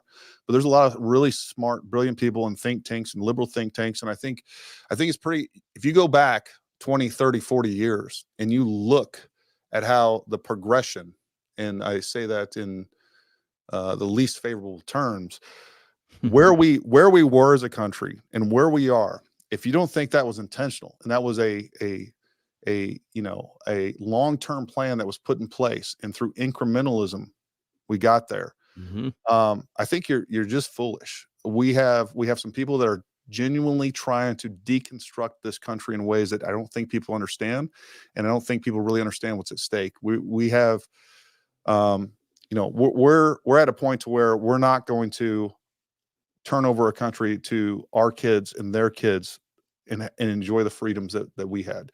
We have normalized the removal of freedoms in a way that I never thought the American people would accept. I never thought that, you know, during something like COVID, that we would actually have people not only sitting in their house and doing exactly what the government tells us to, but then telling on their neighbors, and then going up to people and like, where's your mask? And like, when I look back, we always talk about, how did, you know, Nazi Germany come to be, you know, where you have probably these very normal people, and within a very short amount of time, they're radicalized to the point to where they believe that killing Jews by the millions is absolutely not only acceptable, but it's the right thing to do. I saw exactly what happened. I saw Nazi Germany taking place right inside of our country, where people were turning their neighbors in, where they wanted them to be punished because you didn't wear a mask, because you didn't do this, because you didn't get, you know, vaccinated, because you weren't following the line that the government told you to follow. And it was disgusting to me, and I was ashamed. Yeah. So I think we're in trouble, man. And I think the more people that we can wake up, and I think this is an opportunity to do that. And I know you do too, I feel such an urgency to get this message out. And part of that urgency is like, folks, don't get distracted. Don't get distracted by things on the water tower or this or these little things that are probably faked. Stay focused on, regardless of where the facts lead us, follow them, but we got to hold the government accountable. And I think this is our last chance to be able to do that. And that's why I feel like this is so important. 100%. Complete agreement. Chris, you ready to take some questions? Absolutely. All right, let's go up here. We got some kind folks that are contributing over here. We got Pete's Guide. What are your thoughts on the picture taken from the counter sniper rifle on the wooden bleachers? Was that team Secret Service? Did they take a shot? I guess I could actually put this up here. Did they take a shot? I'll let you. I'm not sure. Do you know what picture he's referring to here? I don't know what picture. I keep hearing about a counter sniper team. What I think we're talking about is, so most of the guys that were running. Okay, let's clarify. Oh, these might be the people in the back. Yeah. So the guys in multicam are not Secret Service. So the ones in camouflage are not Secret Service. The ones in all black are Secret Service. And another little tidbit of information I think people find helpful is it is standard operating procedure that if the counter sniper teams don't have a threat, they're scanning for potential threats and just doing their, looking for keeping good situational awareness. They're in binos. They're not on their guns until they have a suspected actual threat. So the shots that you see with them looking in binos, they have no, their SOP would indicate that they have no knowledge of a threat. It's when they get on the guns. But anyways, the guys in black are Secret Service. The other guys were local law enforcement. So do you have anything to comment on that, Chris? Yeah, I think maybe this is probably it. Because we know there were a couple of teams way back here, and we had a picture that who was it? Armed America? Somebody put it up. And I think we had a picture from way back here. I don't have any data to suggest that they took a shot. This is 1,050 feet from here to here. Mm-hmm. So that would have left a very distinct signature. People say, oh, that could have been a suppressed round. The answer is no. Even if you have if you got a full can, one of the best cans on a 308 or a 300 Win Mag, you're still leaving 120 decibel bark. If you were shooting subsonics and you had a can, you're not taking a 300-yard shot with that and hoping for much, I don't think. But I agree. What do you think? No, I agree with that assessment. Your range is definitely limited. Let's see. I saw a perfect clear film of the water tower, and the dark spot is a natural artifact that would appear, then disappear. No one on the water tower. I completely agree with that.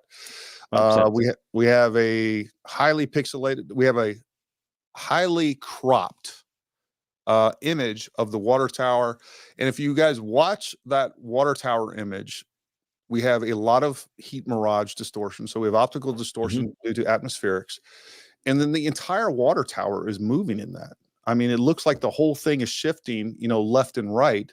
And of course, that shadow at the top. The other thing that I don't think people understand is that within all these phones, there's a lot of different software built in to sharpen, enhance imagery, and that causes a lot of problems, especially when we're zoomed way in.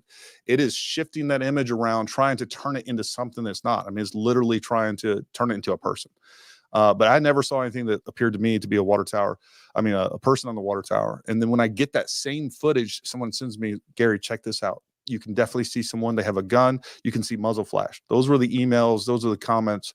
So you're either crazy or you're part of a problem, or you're part of a disinformation campaign. And I don't know what else to say about that. No, they took that one frame from that mirage moment, right? And then said, oh, it kind of looks like a person, right? But that's dishonest, honestly. You can take out of a really pixelated thing, you can always find a shot that's a little tells you something you want. Or whatever it is. Yeah. So 140 yards, you take a picture of me and there's going to be one frame in there. I'm going to look attractive, and it's clearly false. It's just all wrong. Or you're going to look like Bigfoot, The recent angle release of the shooter running on the roof appears way too high to hit the hydraulics. Please go and verify. I think the different in opinion and headshot results. There is no spray from 300 Win Mag. So two things there. Number one, I think I kind of addressed the difference in that. Again, what we have is a muzzle trajectory, or we have a bullet trajectory that's still on the rise. I would have to be there I would have to, we'd have to do some pretty good 3D mock-up and play all this. And I will say, look, I referenced Mike Bell's imagery a lot. I think it's pretty good. I also think that, it doesn't take into the ballistic trajectories of what I was talking about, right? So we have a natural parabolic arc that's going to take place with that. I don't think he's included in that. He probably is not a ballistician. So there's little elements, and there's definitely room for error and all that. And again, I will tell you right now, I've gotten some things wrong on this. I think pretty minor stuff. One of the things that people kept beating me up about was that I said that the shooter had pants on, and then he was on the roof. I said, hey, really what I was talking about, the question that I was trying to answer was the fact that how was his rifle removed from him when it was moved? Why is it so far away? Well, the answer to that is any law enforcement or EMT that's going to go up there, the first people on what they're going to do in case this person's still alive is they're going to remove that firearm within reach of a suspected threat, whether they look alive or dead. That's just common sense. And then during that, I was like, oh, looks like he's in boxer shorts. They got him trauma naked. They probably tried to treat him. I threw that out there. And of course, everybody's like, oh, he was always in shorts. I got that wrong. I saw an image prior to him climbing up there from very far away, pixelated. I realize now that his shorts and his legs pretty much the same color. I thought they were pants. I got it wrong. So when I corrected it, I don't know what to say. I don't know what else to say to that. Yeah. Oh, the last part of that though, that bothers me a little bit. If I can't account for this, that the back of his, so he was presumably face down, although he landed on his left side. We have that image of him. He's still cradling his rifle. You can see half of it across the roof rib. So he landed on his left side. And I fully expected that whole back. It really bothered me, Gary. I was there. I was yelling that the Beaver helmet cam guy's coming up, and he's walking right up the lane next to him. Like, dude, you're stepping in brain matter. Like I was yelling, like this is crime scene contamination. Like you're walking right up what should have been a cone of gore, based on the scenes that I'm familiar with. Right? Pathology. We looked at a lot of pictures. Like even somebody eating a 9mm will leave a little bit of a spray. So I was like, where's all at that part? I'm still a little like, where it is, where is all this stuff that I was expecting? So, yeah, there was a picture that you and I talked about. I would like to see more on that before I came. Look, my experience with gunshot wounds is that you kind of have the typical and then the atypical, and there's a huge spectrum in between there. There's like, the only thing that falls outside of that there's pretty much just one typical thing is 50 cal. But I can tell you what I've seen is 308 rounds to the face that you don't see what you think you're going to see. You could have depending on the angle, depending on the type of round used, depending on what physiology that bullet hits, like it changes all of that stuff. So it is not always like, hey, I'm going to hit you with 300 Win Mag and your head's just going to explode like a balloon. Sometimes it does. But I've just seen, there's been times when I've seen 5.56. You go up on, you're like, oh my God, that was 5.56. That blew that dude apart. And his face. I remember one guy got shot in the crotch. Actually, he got shot in the butt with a 5.56 round, and I'm sure it hit his hip and a bunch of skeletal structure. But we thought he was just wounded. We got up on him. We rolled this guy over, and like the whole front. He looked like he was hit with a freaking grenade. Like it was just completely torn apart. Never seen that before. Never seen that since. So, the fact is, when we're talking about terminal ballistics, a lot of weird shit happens. Sometimes, again, it's like way on the far side of this is really gross.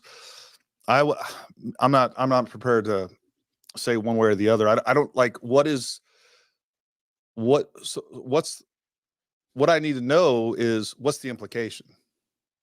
Like if you're like, oh, this is not the wound that I expected. Well, then, okay, so what's the conspiracy there? We shot him with a lower caliber round, but we don't want you to know about that. Or, I don't know, like, where do we go from there? Okay. All right. Well, maybe they decided to replace 300 Win Mag with 223 that day. I don't know, but I know he's dead. I don't know. Like, are we saying that somebody else shot him? Like, I don't know where to go from there. But again, to me, it's just puzzling because I trust the people saw his hair fly up, and that audience reaction is like, ooh, yeah. I'm pretty sure he got hit. I was just surprised. I just don't have an answer for it. I was surprised not to see that spray, because by the time people 100 feet away are going, ooh, there must have been something to notice, right? But I did talk with a guy who was a trauma medic. Like, is it possible for his heart to keep pumping after his head's been basically eviscerated? And the answer is yes. Because a lot of people are saying, oh, look at all the blood that flowed out of him, but his head's too intact. How does that make sense? And the answer is his head could have been completely scrambled. Like, bullet went in, came out, overpressured the whole thing, transcentorial herniation, brainstem lockout, and his heart will still pump for the next minute or so till it goes anoxic, and he could lose half his blood. So all that's actually consistent with what could happen. I was surprised by what I didn't see there. I was expecting something that I didn't see. That's all.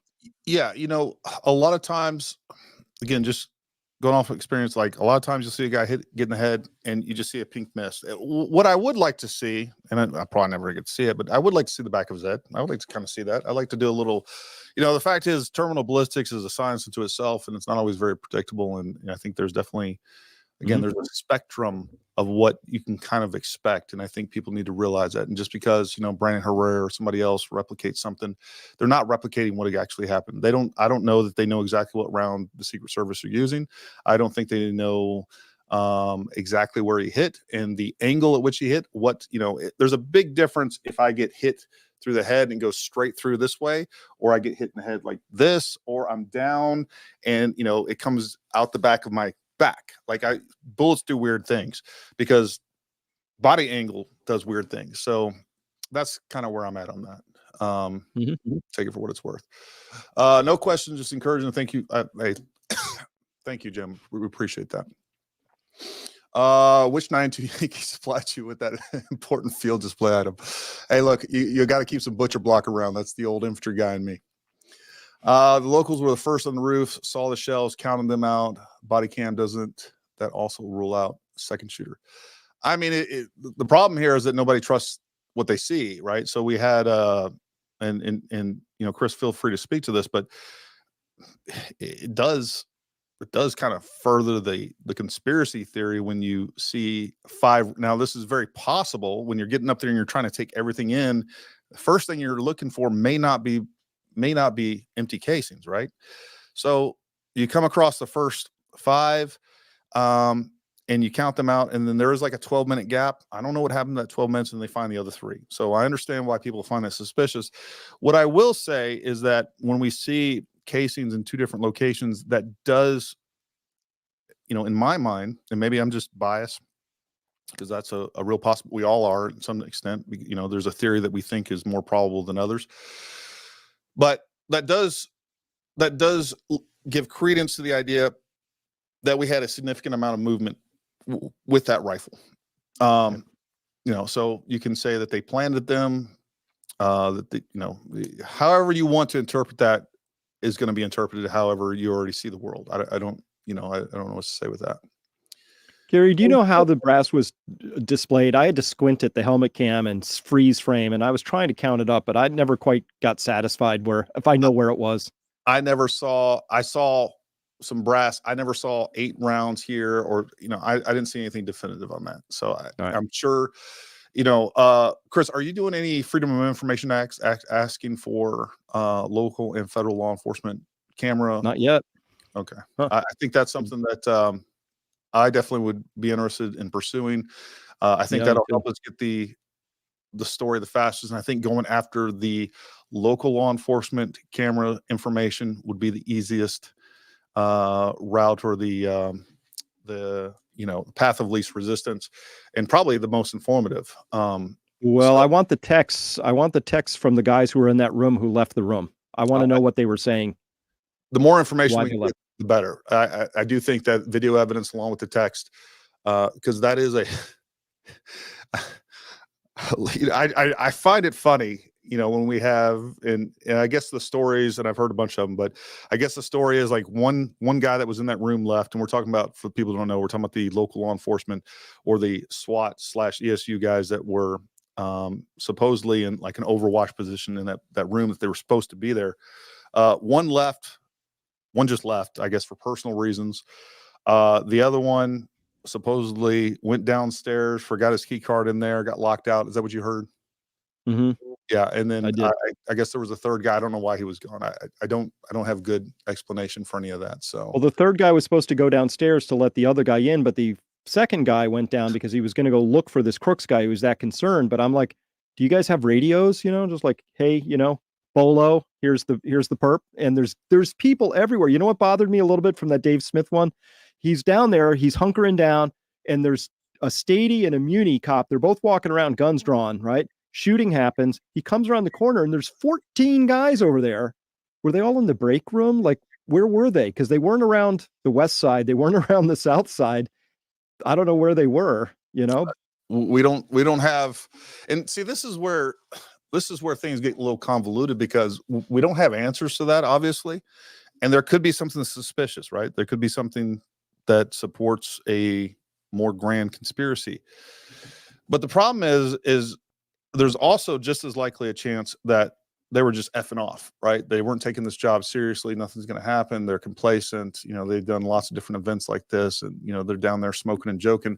And what we're going to get is we're going to get obstruction just to cover their asses and to save face, so that they're not embarrassed about the fact that, like, you know, we're down there Facebooking and we're looking at social media and watching YouTube while we're supposed to be out here actually paying attention to what's going on. And we just dropped the ball massively.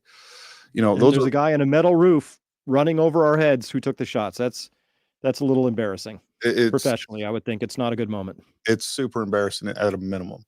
And, you know, that's another thing, whether they're local law enforcement or Secret Service, man, those people need to be held accountable. The other thing that I have heard, that I know that the mayor came out, I don't know what other information has come out on this, but I think the mayor came out and addressed the PD, and then, you know, the sheriff. They talked about the fact that Secret Service didn't give them any specific security details or security responsibilities. I know the Secret Service came out when Cheadle basically said, hey, they were supposed to be covering this, whereas both the sheriff's office and the PD said that the only details or the only task that they were given was for parking.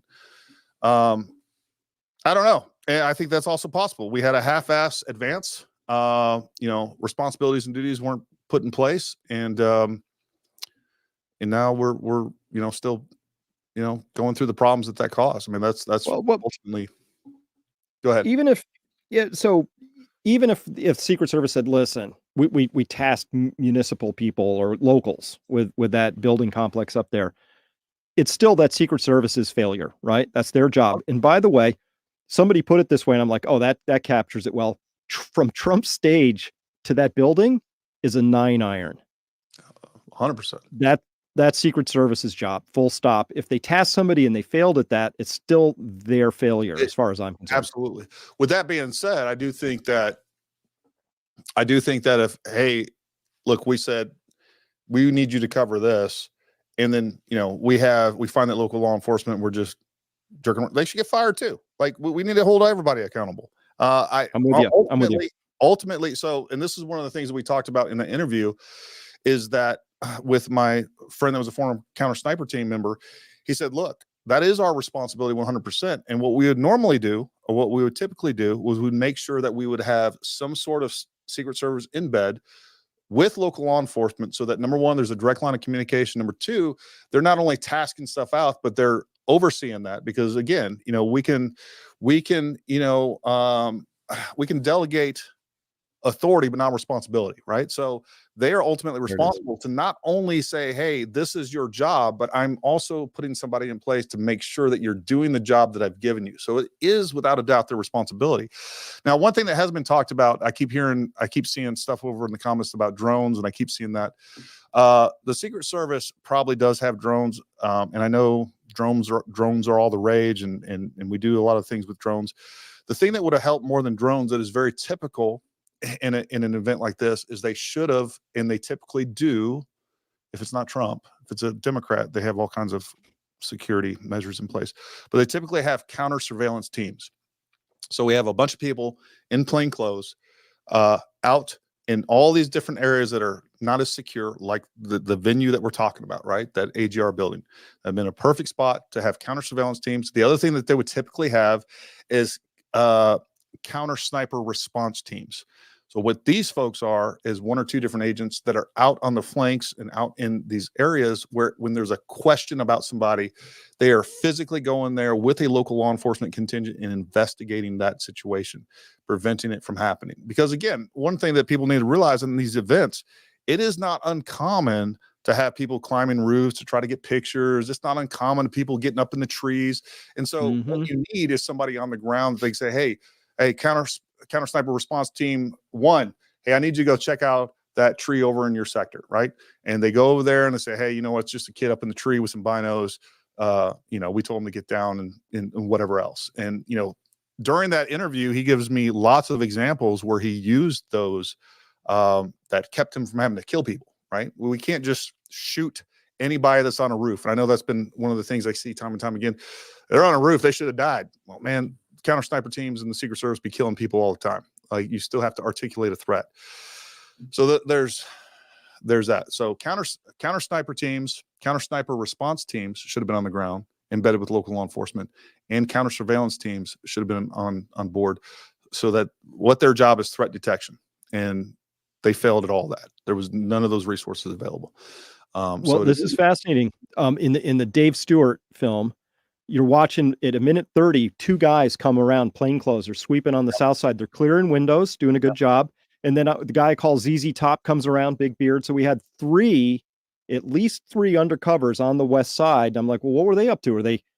Were they smoking and joking? Were they sitting in a car over there? I mean, like, because they were in a position where that lady's like, he's right there. He has a gun. And these guys came from the west. So I like, what were they up to? Like, I mean, those guys could have been off duty. I don't know. I don't know. They could have been doing 1,000 other things. I don't have a good answer for it. I tend to think, again, speculation.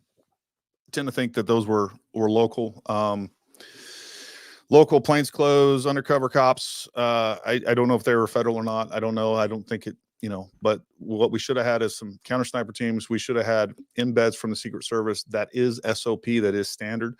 But he also said, look, there's sometimes, especially during election season, where everybody spreads so thin, you're dealing with less assets. And again, to the Thumbelina's credit, that one agent, at least she pushed for those counter sniper teams and continued to push for those. I've heard that she, really, really kept saying, hey, look, we need these.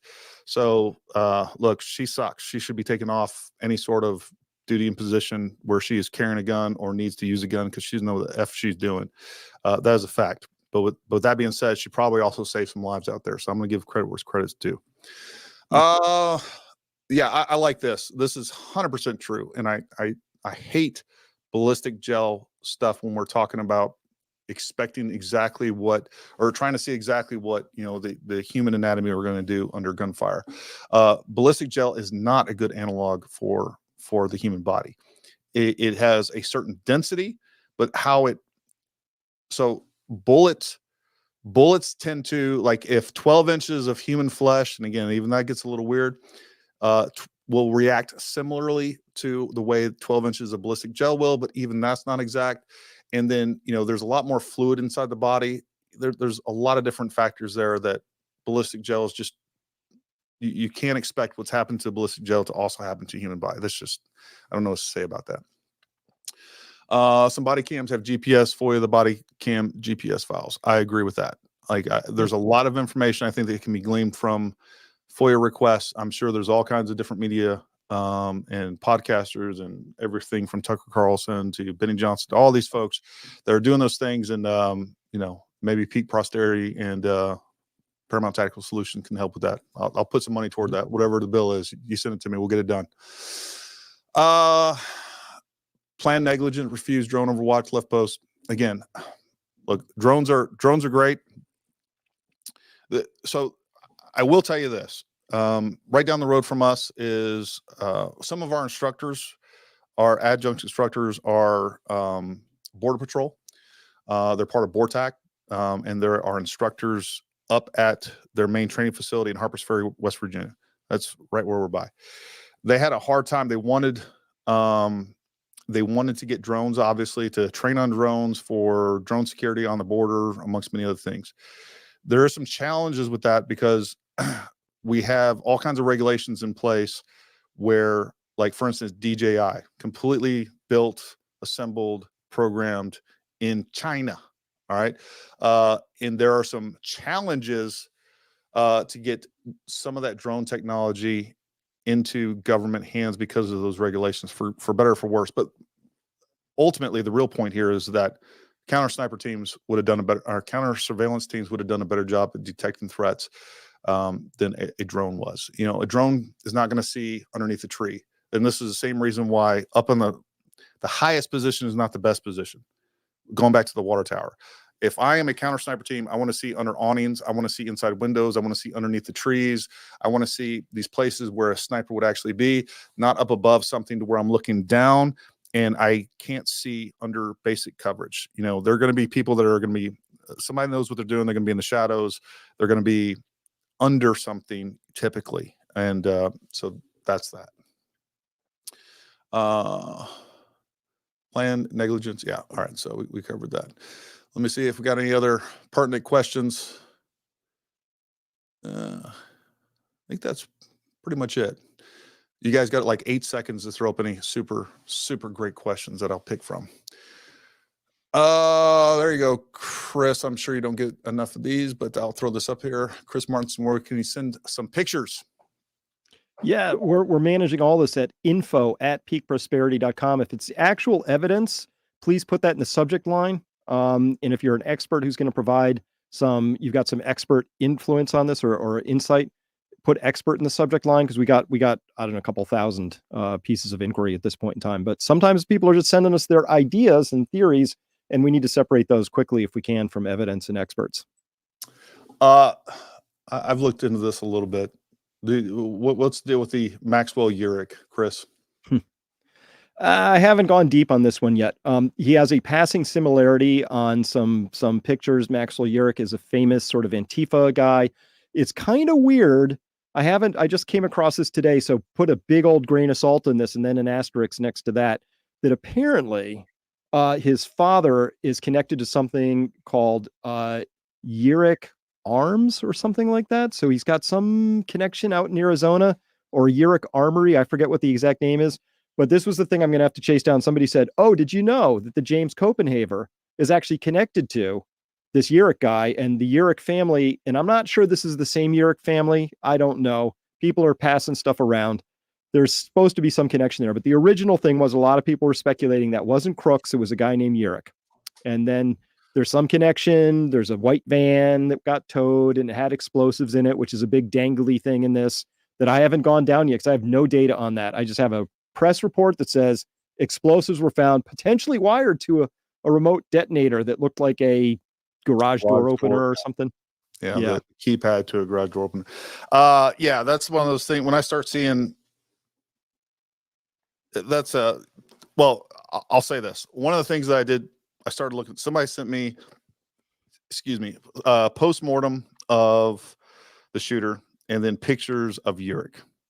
And there are pictures, basically pictures of Urich, and they're pointing out some different similarities with the dead shooter that I don't even know if that particular photo was manipulated in any way. But what I'll tell you is, like, to me, what I saw was like, that is definitely much closer to the picture that I'm looking at, because I had a picture of Crooks on there as well.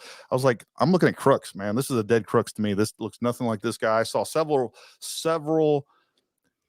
physical characteristics that would completely rule out this Urich guy in my mind. But again, and look, I've done a lot of work on surveillance, counter surveillance.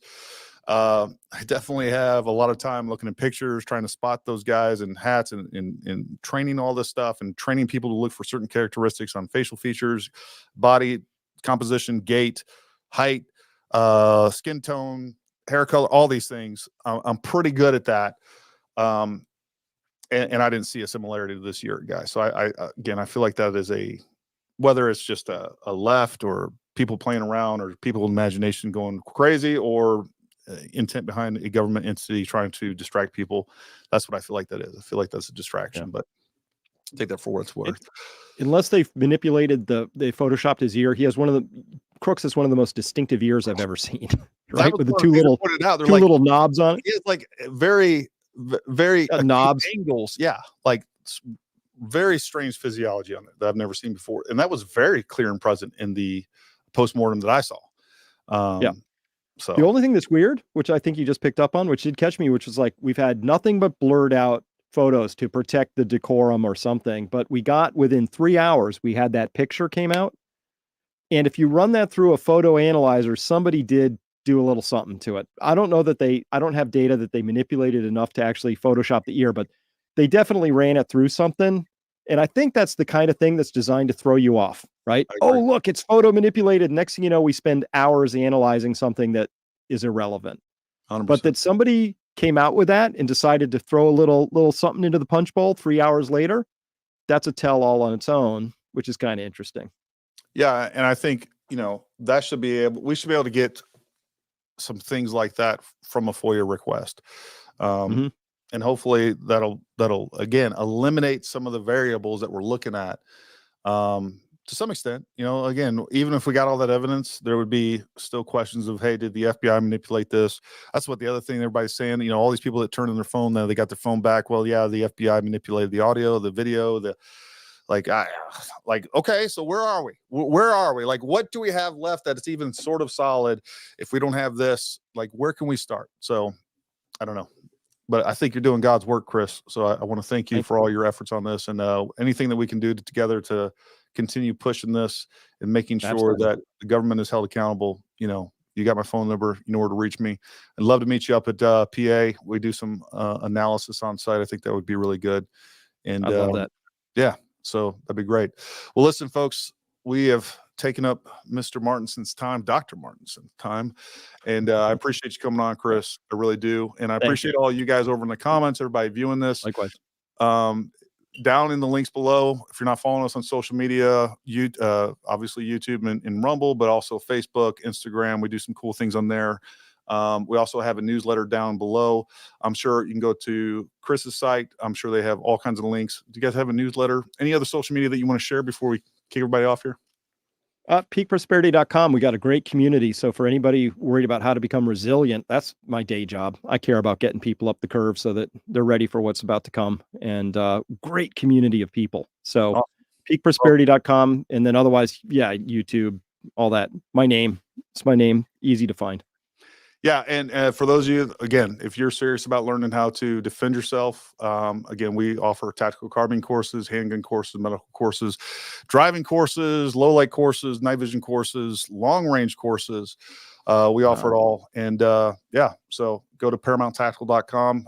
Go check out our upcoming training schedule. We'd love to have you out. Also, down below, we have a free newsletter. We don't spam you. We don't give your information out to anybody.